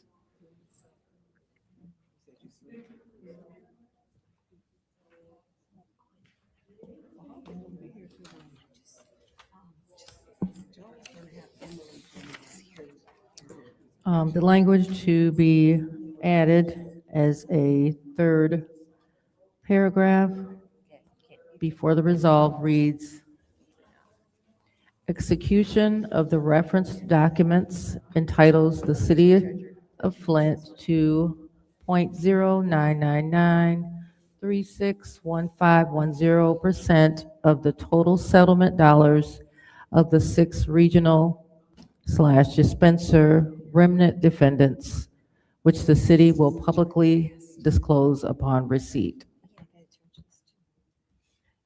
Thank you. Is there then Support. a motion? You- That was my motion. That was a It was a motion. motion, I support. And it's supported, and that's going to become a point 1? Yep.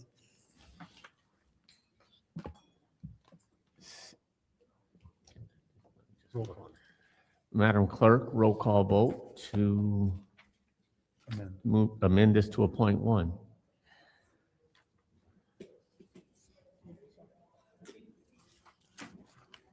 Mr. Pfeiffer? Yes. Mr. Jarrett? Yes.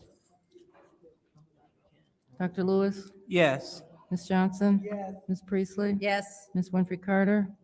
Yes. Ms. Burns? Yes. Ms. Mashat? Yes. The vote is 8 yes, 0 no. 8 yes, 0 no. Is there a motion? Motion to send the .1 amendment to council. Motion to send to council. Support. Made by the councilman in the 8th ward, supported by the councilwoman in the 7th ward. And with this, there is discussion. Any discussion in the first round on the point 1? Any discussion in the first round? Closing the first round. Any discussion in the second round? In the second round, seeing no movement, Madam Clerk, roll call vote to send the point 1 to council. Mr. Jarrett? Yes. Dr. Lewis? Yes. Ms. Johnson? Ms. Priestley? Ms. Winfrey Carter? Yes. Ms. Burns? Yes. Ms. Mashat? Mr. Pfeiffer? Yes. Vote is 8 yes, 0 no. Vote is 8 yes, 0 no. That add-on resolution has been moved to council. Mr. Chair, motion to adjourn. The motion to adjourn by the councilman in the 8th ward, supported by the councilwoman in the 7th ward. Madam Clerk, roll call vote. Dr. Lewis? Yes. Ms. Johnson? Ms. Priestley? Ms. Winfrey Carter? Yes. Ms. Burns? Yes. Ms. Mashat? Mr. Pfeiffer? Yes. Mr. Jarrett? Yes. Vote is 8 yes, 0 no. The vote is 8 yes, 0 no. This Special Affairs Committee meeting is adjourned at 7:18. I don't know, you need a gavel for your voice is loud enough. I know. I think you need to hear both sounds.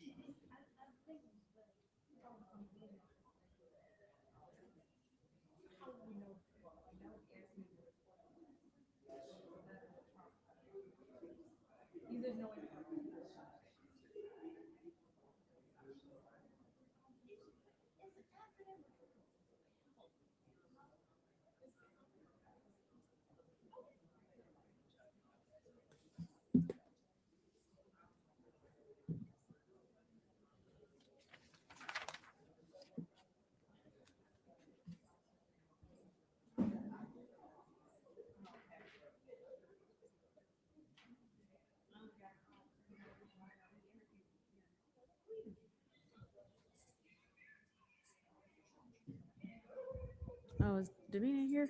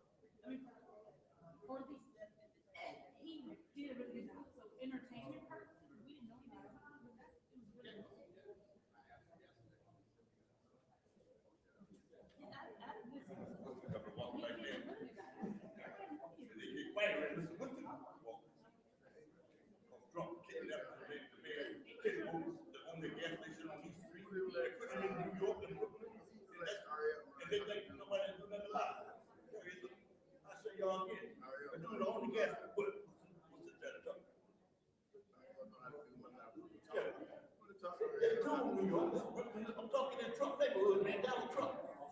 Last time y'all president was this lady on this Riddle, what's the name of that street, the church that the preacher woman snatched the phone from Donald Trump. And the dudes from Jamaica's on motorcycles, them doctors. Oh, yeah. What you on Facebook? Yeah, I'm on live, man. Yeah. Live public. What, Facebook?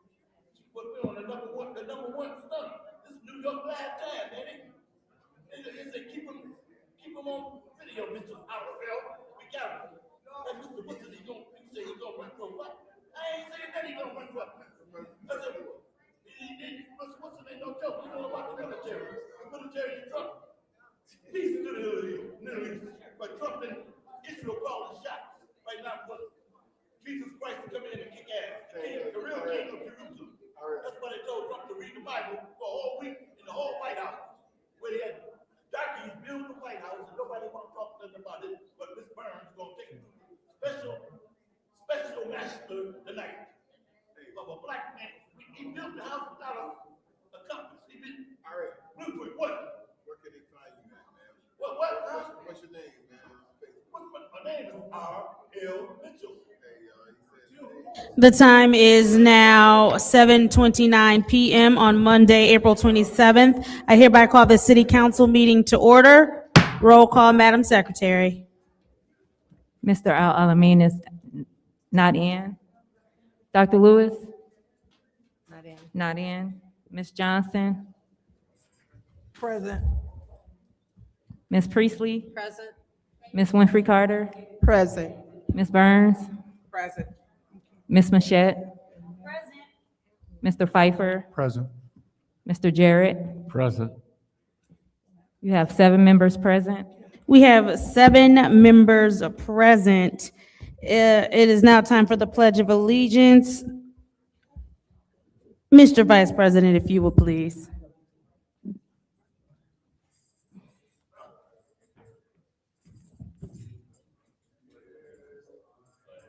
United States of America, and to the republic for which it stands, one nation, under God, indivisible, with liberty and justice for all.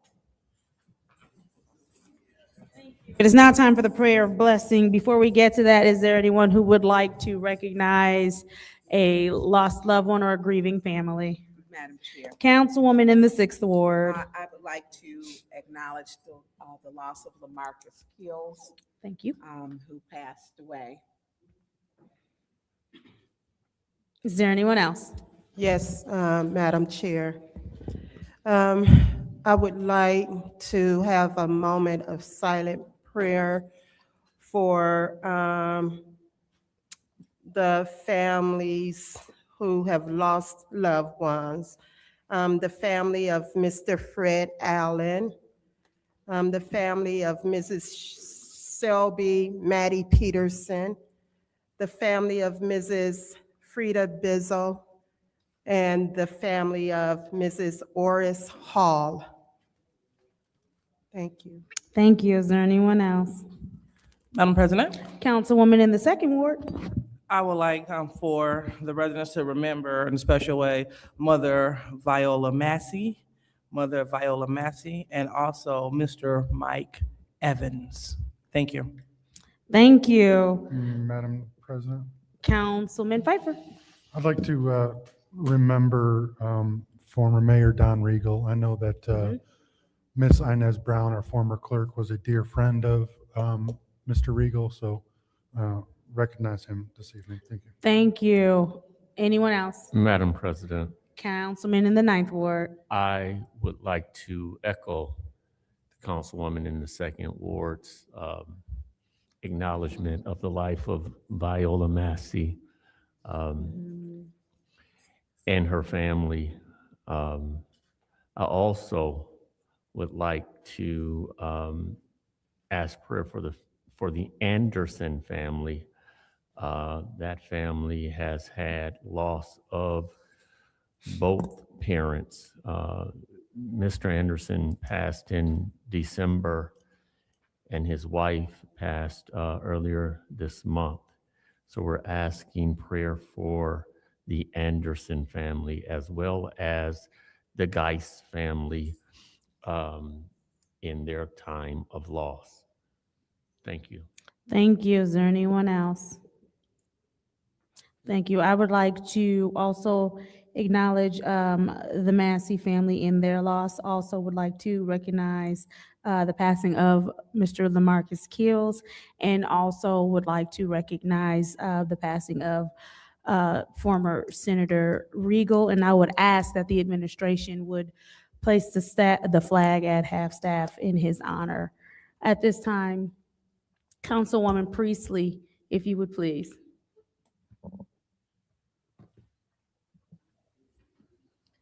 Father, we thank you for bringing us together in this beautiful city. And we ask for your guidance as we do the city's work. We ask for blessings on those families previously mentioned, and that you help with their grief and understanding of your will in their lives. Lord, we ask that you have your hand on us as we make decisions about the city and the future of this community. In your name, amen. Councilwoman Priestley. At this time, are there any requests for agenda changes and/or additions? Seeing as how there are no requests for agenda changes and/or additions, the Law Department is requesting that we go into a closed session. Madam Attorney, if you would. Good evening, Council, through the chair. The Law Department is requesting a closed session to discuss matters exempt from discussion by state or federal law related to the 2017 water service agreement between the Great Lakes Water Authority and the City of Flint. This is only pertaining to matters related to attorney-client privilege. All other matters pertaining to this contract is public, it's open to the public. So these are only related to attorney-client privilege.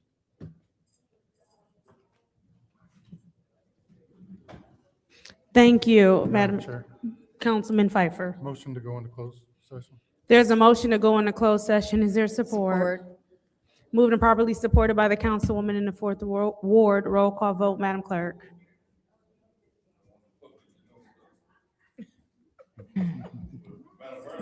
Mr. Alamin is not in. Dr. Lewis? Yes. Ms. Johnson? Yes. Ms. Priestley? Yes. Ms. Winfrey Carter? Yes. Ms. Burns? Yes. Ms. Mashat? Yes. Mr. Pfeiffer? Yes. Mr. Jarrett? Yes. And the vote is 8 yes, 0 no.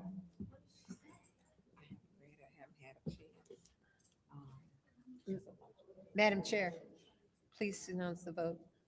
Would you repeat the vote? I'm sorry. The vote is 8 yes, 0 no. The vote is 8 yes, 0 no. The time is 7:35 p.m. We will go into closed session.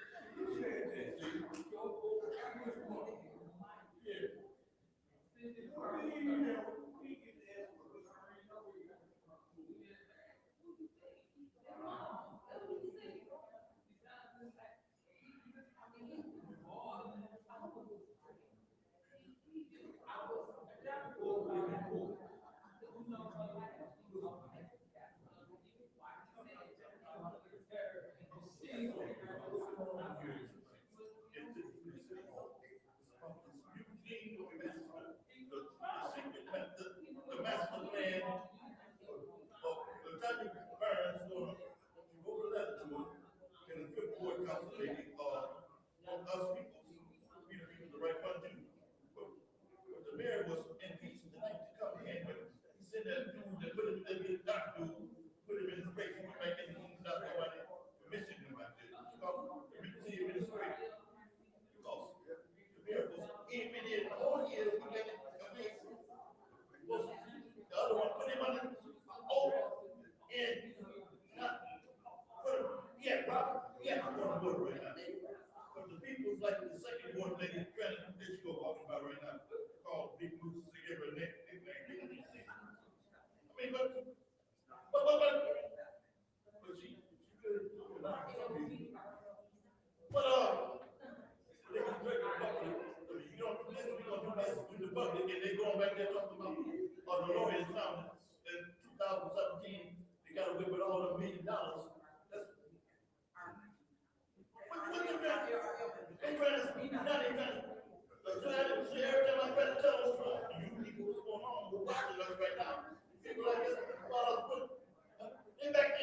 even talking about the opera, about the lawyers and the people off together. Billions of dollars, but they're supposed to get to the public.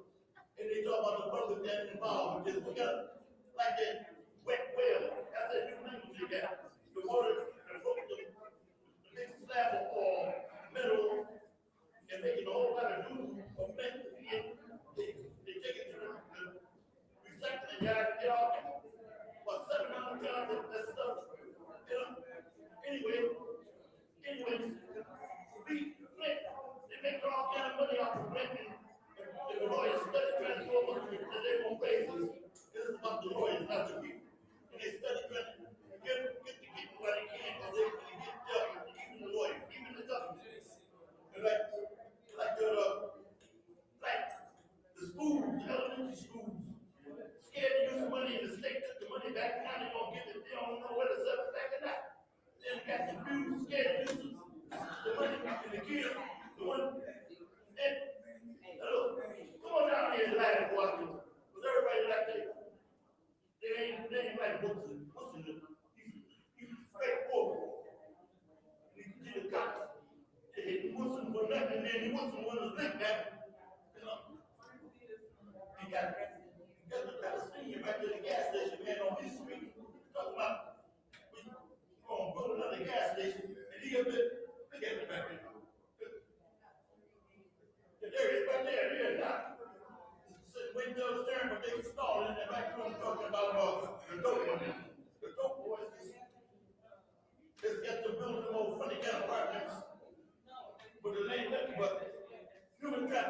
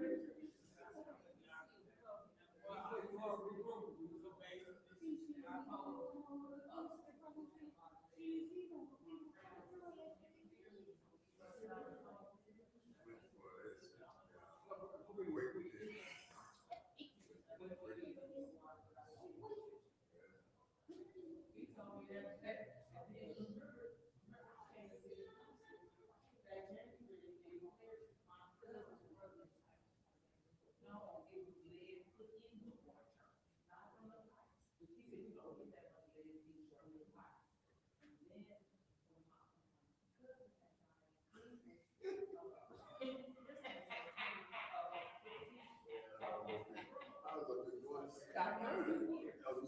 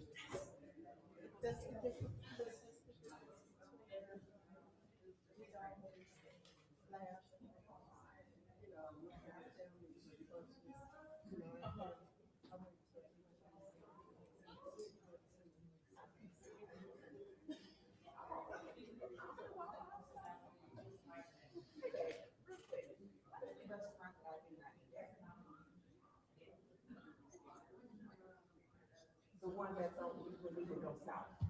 They don't believe it. I'm at the meeting, yeah, right.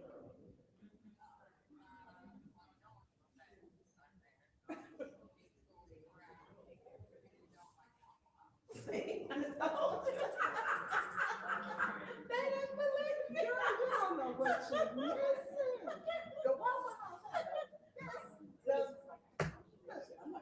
they had the best grilled cheese with the bacon. Yeah, oh,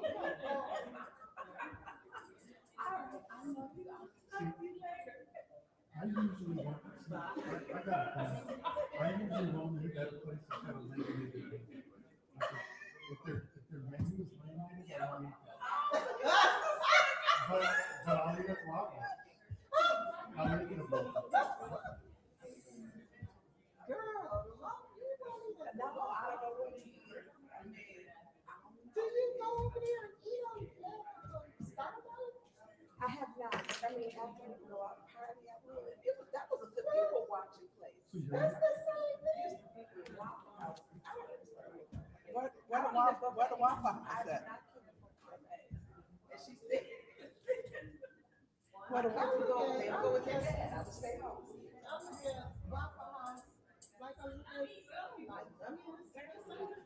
Where's the Waffle House at? I don't think it's that close. Oh, yeah. Honey, I'm cold. I'm not cold, I'm just, when I went to the dentist today, his bit, I gotta take caught, my empty. his bit caught in my tooth and went into my tongue. My tongue is really, really hurting. It was bleeding and everything. It was really bad. It's very sore. And I can't eat. I haven't been able to eat on this side. My auntie faces swollen, so Oh, no. I gotta take her into the dentist. The doctor said it was her too. So yesterday she was asking about her husband. Her what? What JC, her husband. Oh. Well, listen, when you have options. The time is now 8:05 PM on Monday, April 27th. I hereby call the City Council meeting back to order. Roll call, Madam Clerk.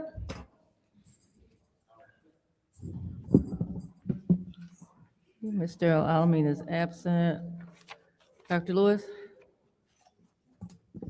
Present? Ms. Johnson? Present. Ms. Priestley? Present. Ms. Winfrey Carter? Present. Ms. Burns? Present. Ms. Mashat? Mr. Pfeiffer? Present. Mr. Jarrett? Present. You have 8 members We have present. 8 members present. It is now time for public comment. Members of the public who wish to address the city council or its committees must register before the meeting begins. A box was placed at the entrance to the council chambers for collection of registrations. No additional speakers or slips will be accepted after the meeting begins. Members of the public shall have no more than 3 minutes per speaker during public comment, with only 1 speaking opportunity per speaker. First public speaker, Madam Clerk. First speaker is R.L. Mitchell.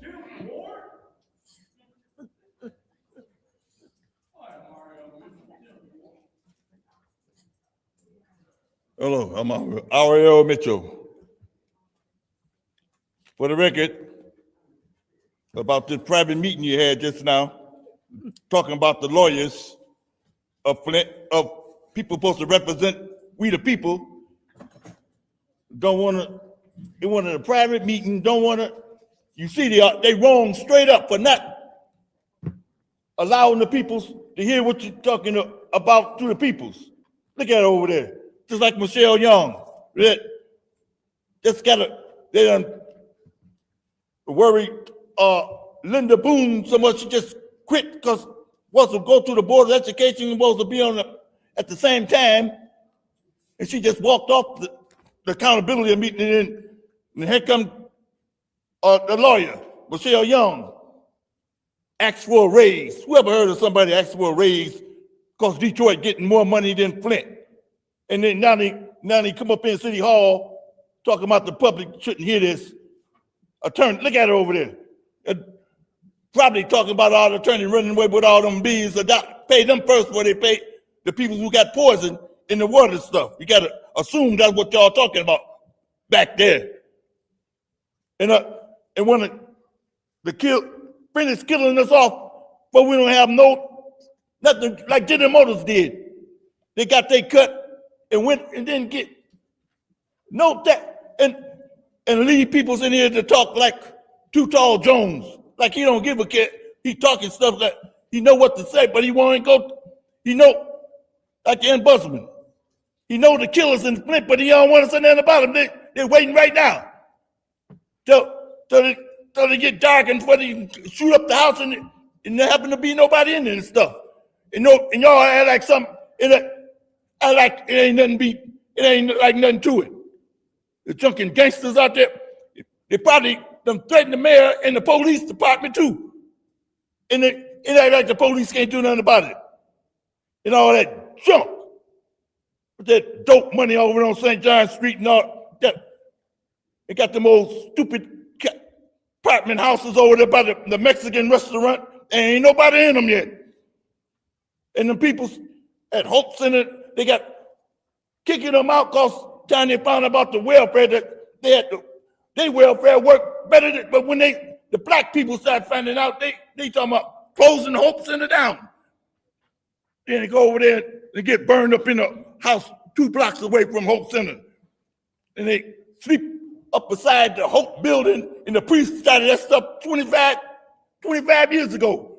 Broke that sword was stuck in that devil head. He saw me looking at it. I said, why you? He said, I broke that. Because people like you, that promote violence. What kind of priest is that?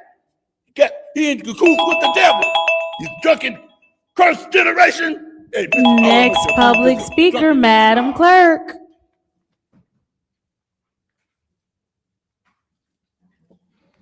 Okay, I'm just going to go through. I don't think a lot of these people are no longer in. John Baker, Madison Quick, Allison Montgomery Littlejohn, Joel Arnold, Ezekiel Harris. Next speaker is Arthur Woodson.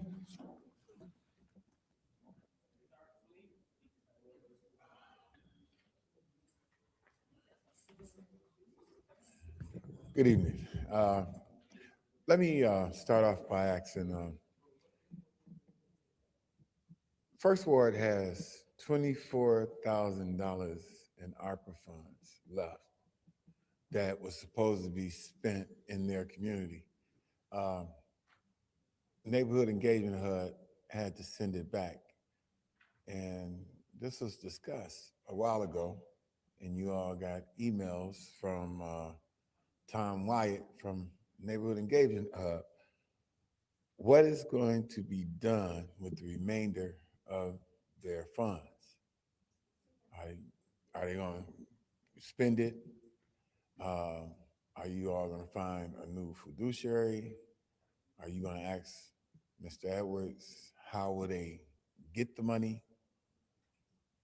Because they are still waiting on their money in their ward, $24,000.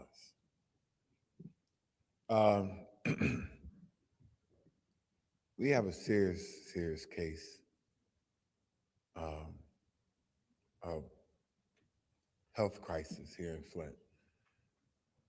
I'm asking, we need 107 people to sign up for the blood test to detect cancer.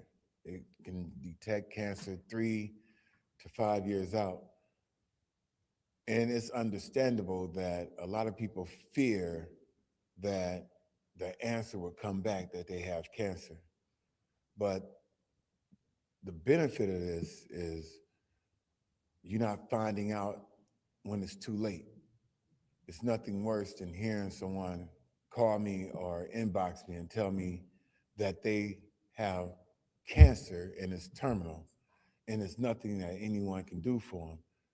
With this test, it's AI generated and it can detect cancer or a signal 3 to 5 years early. You stand 80% chance of beating cancer if you take this test. In order for us to keep the resources, we need to get 107 people to participate. It's Life in 3D. I wish I would have brought the number, but it's on my Facebook page, and we definitely need to do it. It doesn't make sense that we have to drive all the way to Detroit for different doctors, radiation, chemotherapy, and all these different things, even for children with kidney damage. You have to go all the way to Detroit just to be able to get seen by professional doctors. So please look up Life in 3D over on Miller Road. Thank you. Thank you. Next public speaker, Madam Clerk. David Peachy, Derek Dorman, Audrey Muhammad.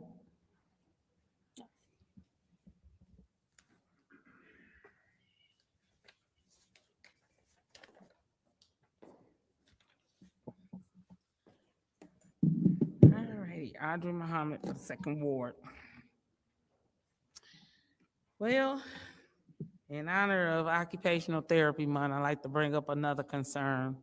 Just noticed it really hadn't paid that much attention to it, but that bathroom ain't handicapped accessible. That sign need to come off of that door. That bathroom back there, that stall, if you come up here in a wheelchair, you ain't getting in that bathroom stall. Not only that, the toilets are not at the comfort height that's required to be a handicapped accessible bathroom. So that handicap sign need to really come off of that door. That's a violation. Just letting you know. When this room was renovated, we got so many leaks that come up in that bathroom, and those bathrooms, they horrible. Nobody thought about taking care of the bathrooms during that renovation state. That need to be taken care of, or take the sign off the door.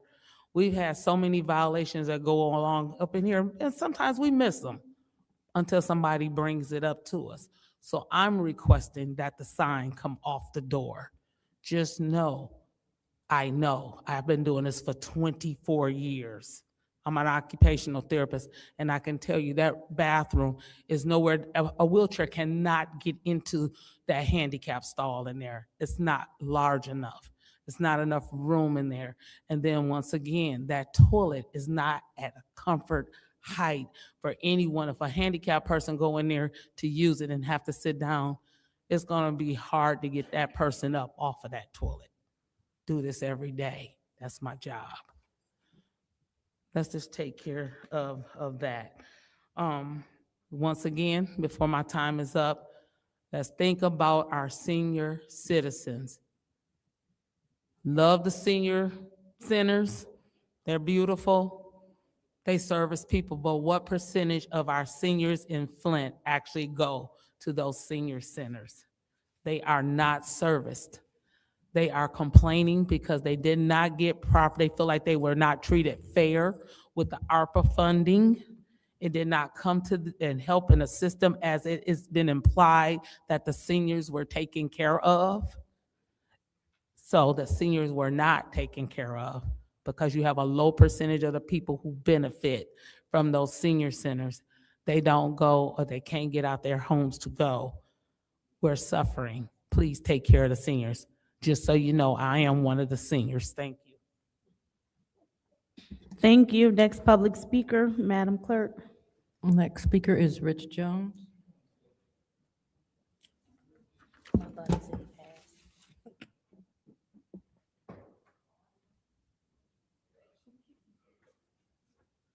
How y'all doing? I've been in and out of council meeting today, so I don't know which one of y'all said this, but y'all brought up something good. And when y'all brought up the fact that y'all said y'all wanted to, whatever we had in our city, bring back from that we lost through the emergency manager. I've been saying that for years. I really wish our city was being operated and ran the way it was before the emergency manager came here and destroyed us. This past Friday, I did a press release, and I opened the press release up by telling the lady that was interviewing me that what I'm about to tell you, you're not going to be able to put on the news. And what I told her was the city of Flint should have had 1,000 people in Lansing every day demanding that they use their rainy day fund to fix our city. And it just so happened that she happened to be from the city that I mentioned. And I said, if this happened in Ferndale, Michigan, they would have fixed it instantly. And I also said, it's a shame that 12 women received more money for being inappropriately touched than the entire city that was poisoned. And another thing that I told her was that everybody in Flint that opted in to the settlement didn't qualify. And I feel that everybody, no matter what, even if all you did was help people put water in cars, if all you had to do was rinse your chicken off with bottled water, you should have got at least 50,000 at the end of the day. Think about it. But in the future, we need people that will really stand up and do what's best for the citizens. Just like those request forms that Eric Mays died with. There's no way in the world that he shouldn't have not gotten 9 votes to help take care of the residents, but that did not happen. And let me say something else about the Harper funds. You guys had the ability to write up and spend that money also. Y'all didn't have to give it back to the city. Y'all could have did something on your own. You could have wrote a resolution up and you could have got 5 votes. You could have voted 5, you could have put the 5 votes in to take care of the proposal that Eric Mays had while he was running for mayor. And that's something else that got to change in our city. If a person has said something that is helpful for the residents of Flint, you got to learn how to get behind that idea, even though you ain't behind that person. Thank you. Next public speaker, Madam Clerk.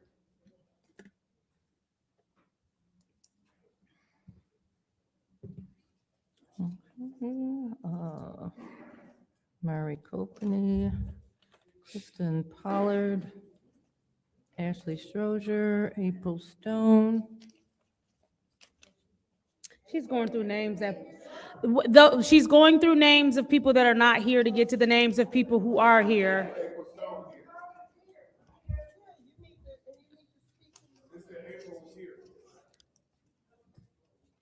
That's the last name I called, April Stone. That's who she's calling up. You people like you don't want to call our names. What's the matter with y'all? RL, stop yelling out. Miss Stone, Miss Stone.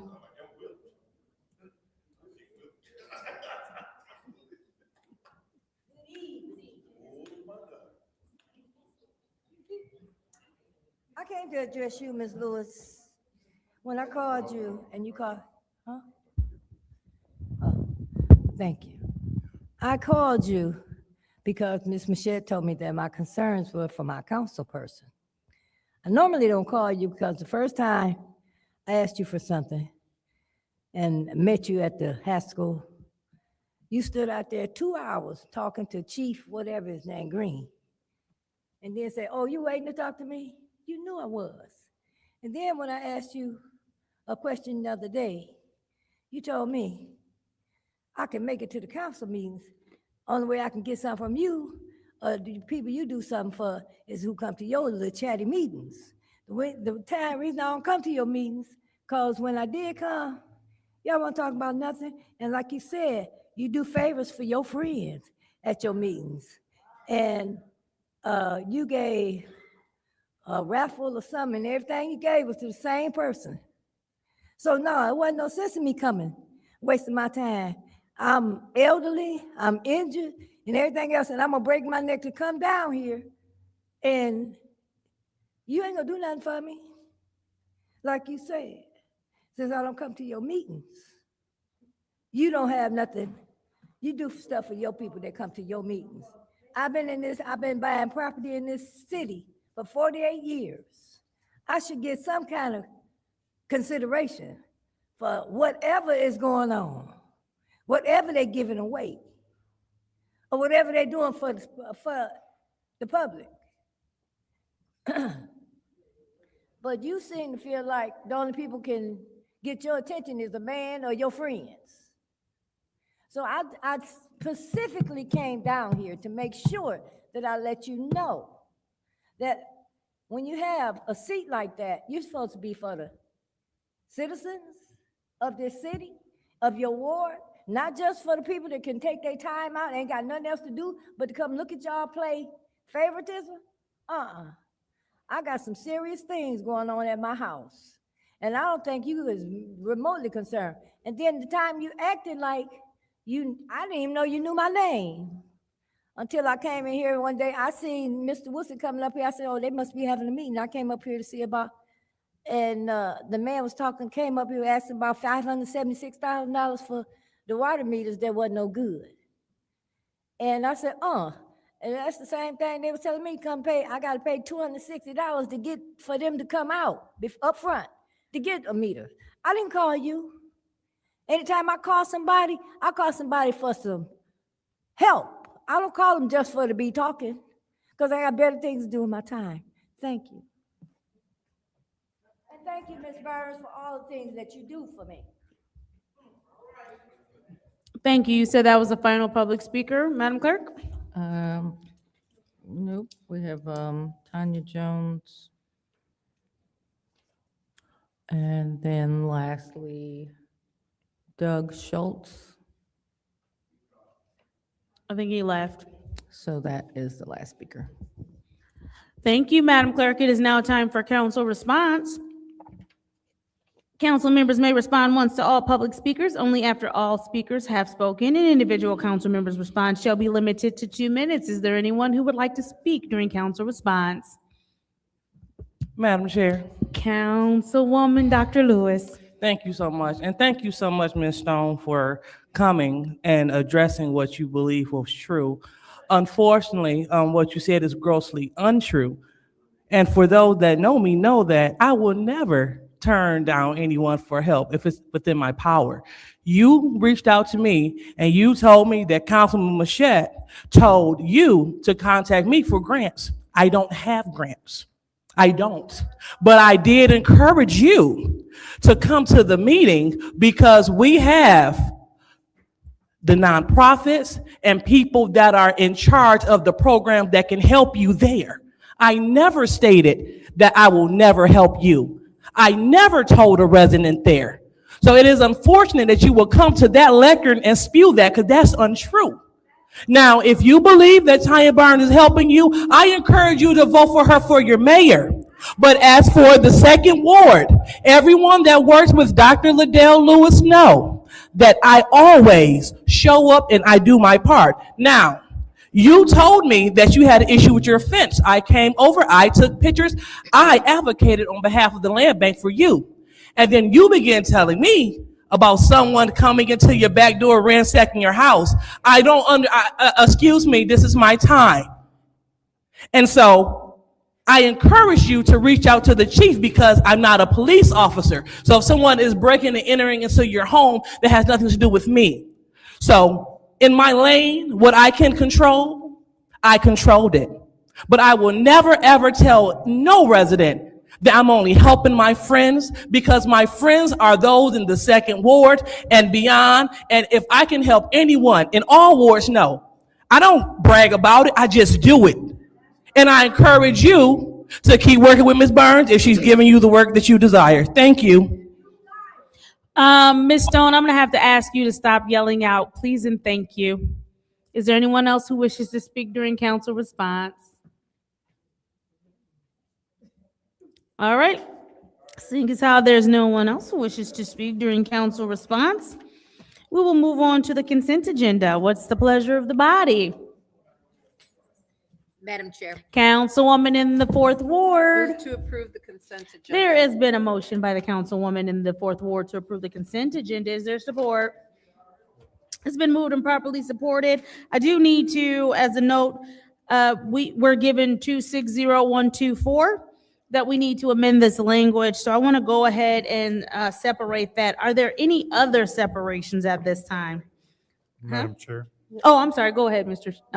Pfeiffer. I'm going to separate 260128. 128. Sorry, let me, Madam Chair, one second. I have to find 128.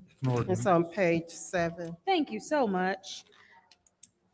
Okay, go ahead. Oh, I'm sorry, one second. Mr. Pfeiffer, are you done? Okay, Councilwoman in the fifth ward, you have the floor. Yes, Madam Chair, I would like to separate 260073. 260073. Are there any more separations? Councilwoman Burns. 260078. We talked about this. 78.1, okay. All right, so the consent agenda, are there any more separations? Perfect. The consent agenda will include all of our minutes, will also the draft and proposed, all the petitions and communications, along with Resolution 260111, which is the change order for Raymond Robson LLC fiscal year 2024 audit. Resolution 260113, contract Trio Paint General Contractor Services. 260125, which is to accept the fiscal year 24 state and local cybersecurity grant program authorized grant agreement. 260126, accept State of Michigan MCO's Public Safety Academy Assistance Program Award. 260127, Lutz Roofing Company Water Plant Roof. 260132, change order number 4, Weinstein Electric Company Additional Electrical Services. And add on 1.1. And I think that is all. Roll call, Madam Clerk.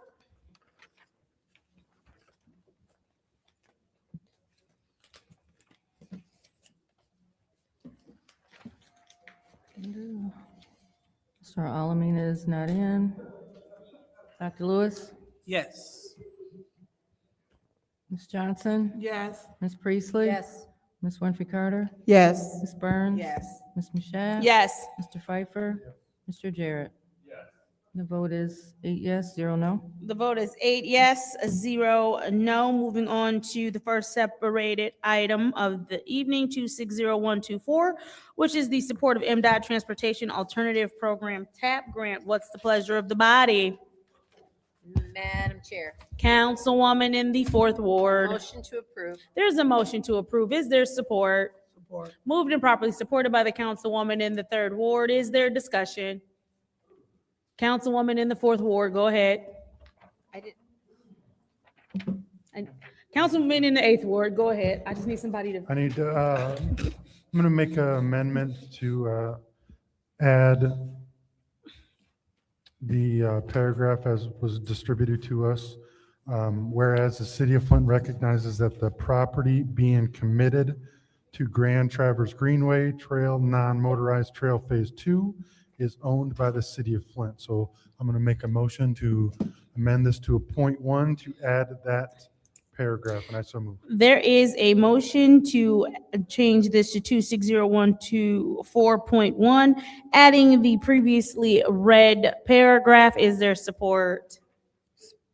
support. Moved and properly supported by the councilwoman in the fourth ward. Roll call, Madam Clerk. Dr. Lewis? Yes. Ms. Johnson? Yes.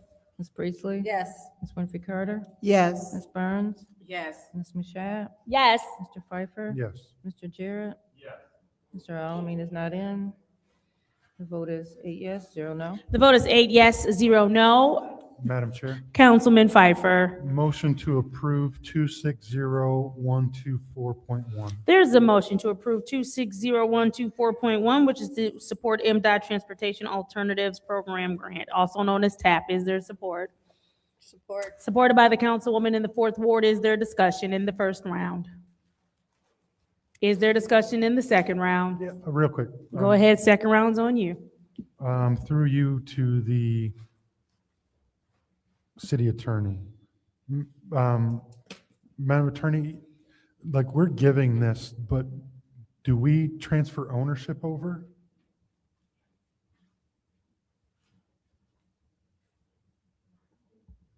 I'm sorry, through the chair, of what area? This is, we're giving, or we're letting the Genesee County, I believe, I'm not sure, it's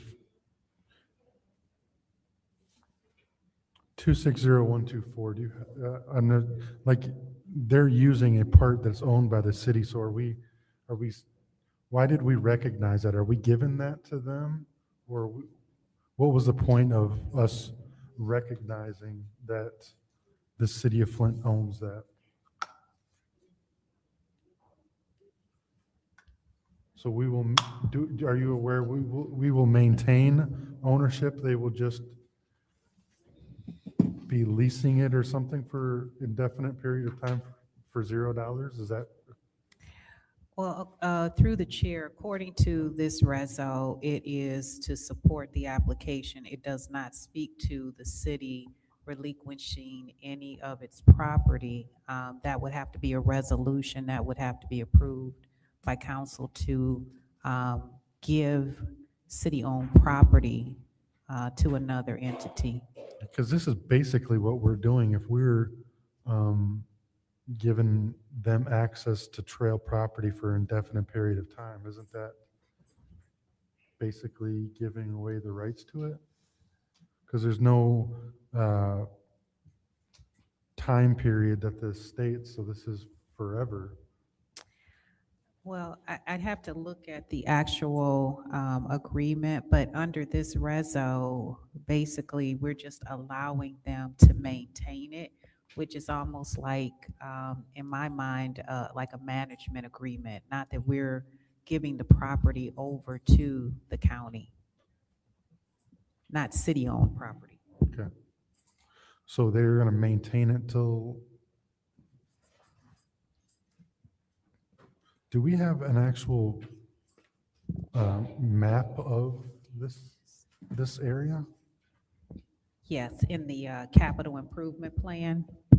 Is it part of this resolution, are you?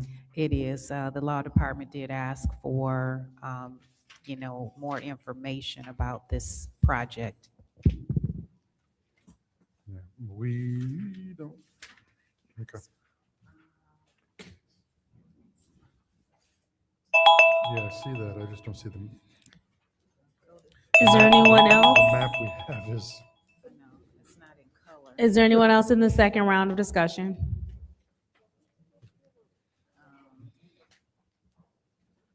Seeing as how there's no one else in the second round of discussion, this is the roll call vote for the resolution 260124.1, which is support MDOT Transportation Alternatives Program Grant TAP.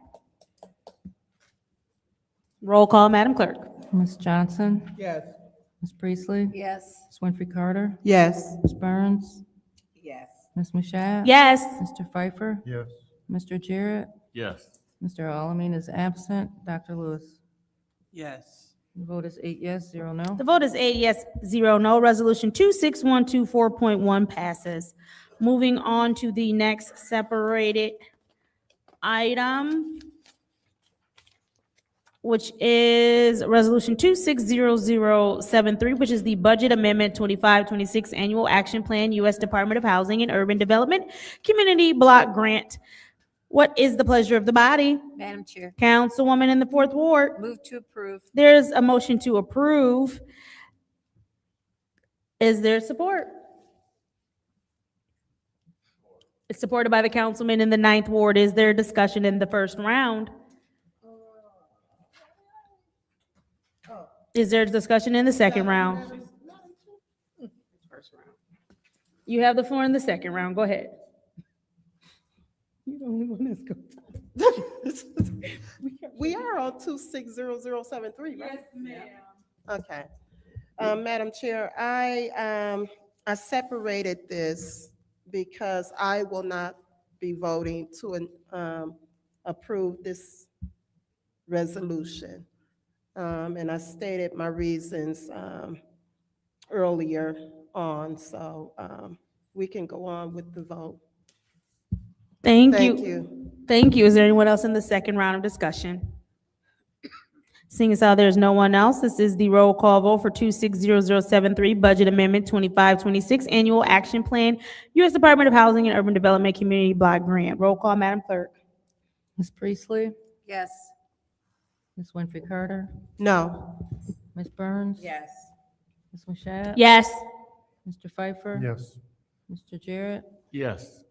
Mr. Alamin is absent. Dr. Lewis? Yes. Ms. Johnson? Yes. Vote is 7 yes, 1 no. The vote is 7 yes, 1 no. Resolution 260073 is approved. Moving on to Resolution 260078.1. Madam Chair, Alley Vacation 3009 North Saginaw Street between Leith and McClellan Street. Councilwoman in the Fourth Ward. motion to approve. There's been a motion to approve. Is there support? Support. Moved and properly supported by the councilwoman in the Sixth Ward. Is there discussion in the first round of discussion? Madam Chair, Councilwoman Burns. if I could have the owner come up. If you would please. Thank you.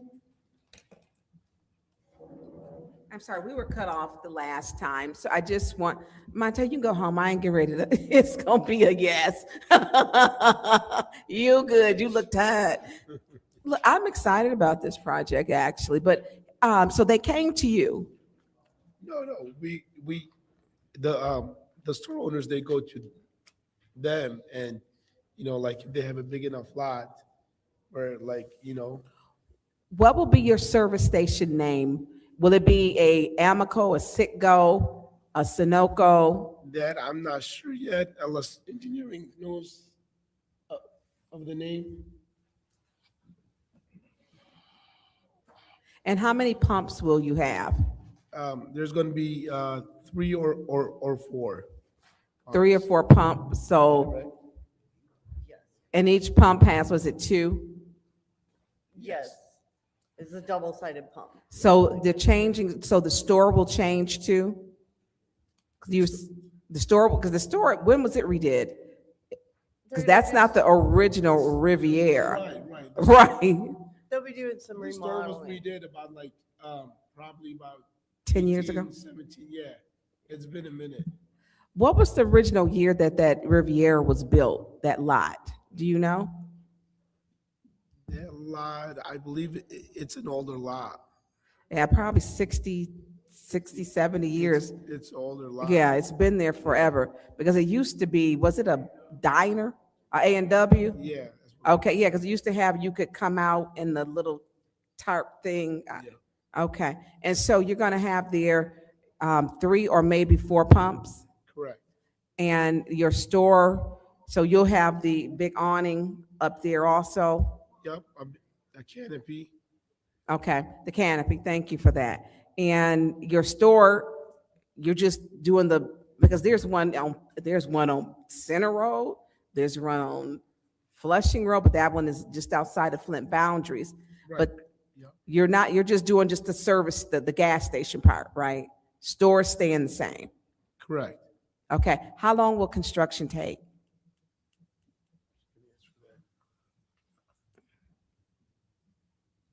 I would say 6 months. When will it begin? As soon as we already have unanimous approval from Planning Commission. Okay. So our next step was to get the alley vacated. And then once that happens, hopefully this evening, we move forward with engineering approval and getting all of our permits. Have you did these site plans for some of the other ones outside of the city of Flint? Yes, ma'am. Were they easier? You can be honest. Oh, every town is different. I just go by the ordinances. I mean, I Yeah. think things are a little bit more complex I've here. done 3 here in Flint. Mhm. I also did the one on Flushing Road, one on Genesee, where it was an upgrade to an Okay. existing, liquor, party store, convenience. Did you do the store. one that was Flint Township? Excuse me, yes, Flushing is Okay, Flint yeah, Township. where it used to be a 7-Eleven, but it's right at, I didn't know that they changed Sunridge or Meadowbrook or Grove Apartments. And so and I didn't think they had enough. I was surprised to see it be put there in that parking lot, that you made that space work. We made it work. But they won't have parking. You have to park at the pump to go in the store there. Well, there's some parking up front. along the Okay, building. okay, But in general, when we do, for this particular client, when we do a full site plan, which is all new construction, it's a Marathon gas station. Yeah, and it's gonna be, that one's gonna be a Marathon.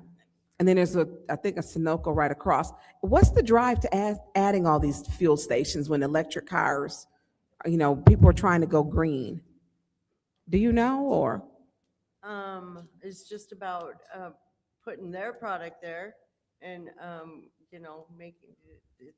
Yeah, you got kind of like dual competition, like 300 feet away. How many Shells and Chevrons are diagonal from each other? You're correct. Actually, in BPs, they hit the different corners. And so it's just driving competition, healthy competition. I hope it drives down the gas prices. But it's really gonna make it a lot prettier. Well, it's improving the lot, and I wish you the very best with that. I've seen your work too. And Thank you.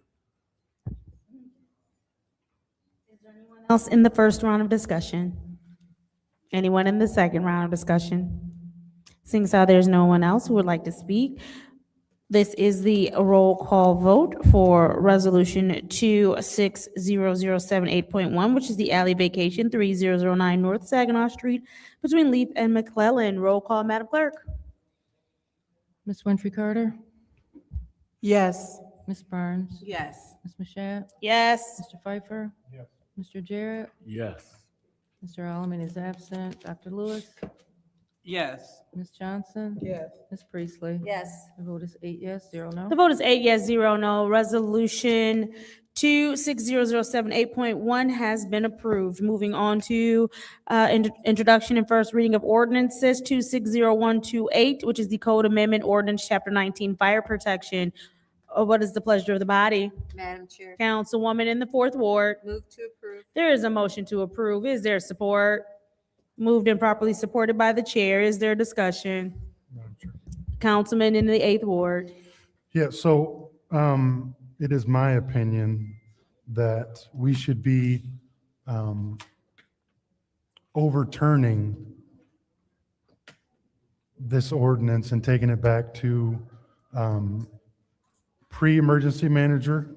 Like, we should not be taking a ordinance and making it worse than the emergency manager, or extending an emergency manager ordinance. So it is my opinion that we should be adopting the 2024 Fire Protection Code and not adopting language that hasn't even been written yet. So to me, this should not be adopted, and I hope my colleagues agree with me that we should not be adopting language that has never been approved or never been written yet. And unfortunately, that's what this ordinance does. So I'm willing to adopt 2024 language, but I will be voting no on this current language. Thank you. Thank you. Is there anyone else in the first round of discussion? Anyone in the second round? Matt, can I get the first? I pulled it up. You have the floor in the second round. Go ahead. Yeah, she's taking our time up here. I do want to say this, and it'll be really quick. I will not be supporting this because I feel that we should not be approving things into the future that we have not seen yet. And I'm big for this is not just fire safety. It takes away the transparency. We don't get things now. And some of the questions were not answered. That turned into a very difficult conversation the last time, and very disappointed because there were some very poignant questions that needed to be asked. And they were not. They were dismissed very unprofessionally, but they were dismissed. So I just don't think that because when we look at safety, technology is a part of fire safety, and things change. And they need to make a stop by whether we're in this seat or not, or we went on to do something else. We still have a responsibility to make sure we do good things for the future, because we know that some deals have been made that we did not agree with, and we did not look to the future. And one example would be the price that people are talking about, can we get rid of the contract with GLEWA? And that was not a good contract. And then we're looking at this into the future. We're approving things that it just doesn't stop. Let's bring it up to code to 2024. I am okay with. And it looks like every 2 years, I believe that it will have to make a stop by council to make them aware. Several of the colleagues have stated that they have put in fire smoke detectors, and they have did this with family members. Heat to rise. I did this for over 25 years. I did that in every home, and I gave smoke detectors for free to save lives. And I think that we need to make sure, let the council, we're not going to be here forever, and let the future council, if they want to change some things. Fire safety is not just, it's also suppression.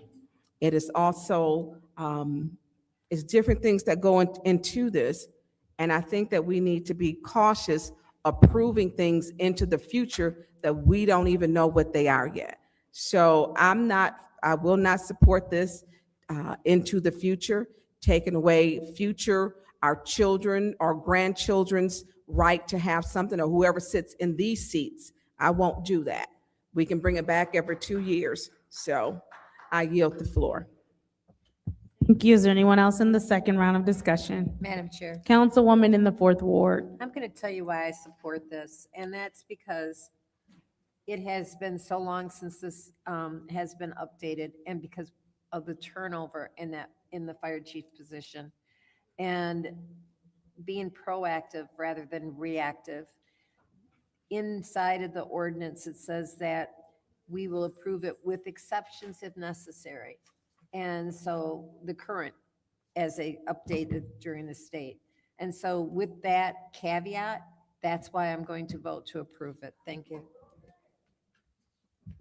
Thank you. Is there anyone else who wishes to speak in the second round of discussion? Madam Chair. Councilwoman in the 2nd Ward. Thank you. So one thing I do understand, I understand that we should always listen to the experts. As someone with a PhD, I never will claim to be an expert in the area of water. Wasn't even an expert in the area of government, still learning a lot. But we always turn to those that know a little more than us. And so I heard my colleague in the 6th Ward speak about the contract. She's exactly right. City of Flint, we entered a whack contract, and we are facing some terrible repercussions because of a bad contract that we entered into. But you know, we entered into that contract because we went against expert opinion. The drain commissioner came before that current council and pleaded with them not to take that contract, told them the ins and the outs, but they went against professional advice. We're at the same place. Our expert, known as the fire chief, he retired, came back. He must know a little something. He gave this body his expert opinion because he specialized in the vein of fire science. So he understands the policy that goes into fire science. So again, I don't want to be caught sleeping at the wheel again when we have the opportunity to drive this car into the future, driving Flint forward. We don't have to, we really don't have to, put everything on the future council when this body can act today. And so our expert, in-house expert, who's over our fire safety personnel, he came to the lectern and he asked us, not just asked us, he admonished us that this is in the best interest for our residents. I'm going to listen to the expert. If I was here years ago before that contract was agreed upon by the previous council, I would have listened to the expert then. So I'm going to listen to the expert today, and I'm going to vote in favor of this resolution. I definitely will. RL, stop yelling out. RL, stop yelling out. Hey, I guess it's the place to yell out. And so they yell out in the back because he can yell out in the front. Why not? So I support this. And Can you please pause the time? Please stop yelling out. We're at the end of the meeting. We're trying to wrap this up. There's no yelling out. There's no back and forth. Thank you so much, Madam President. That's my time.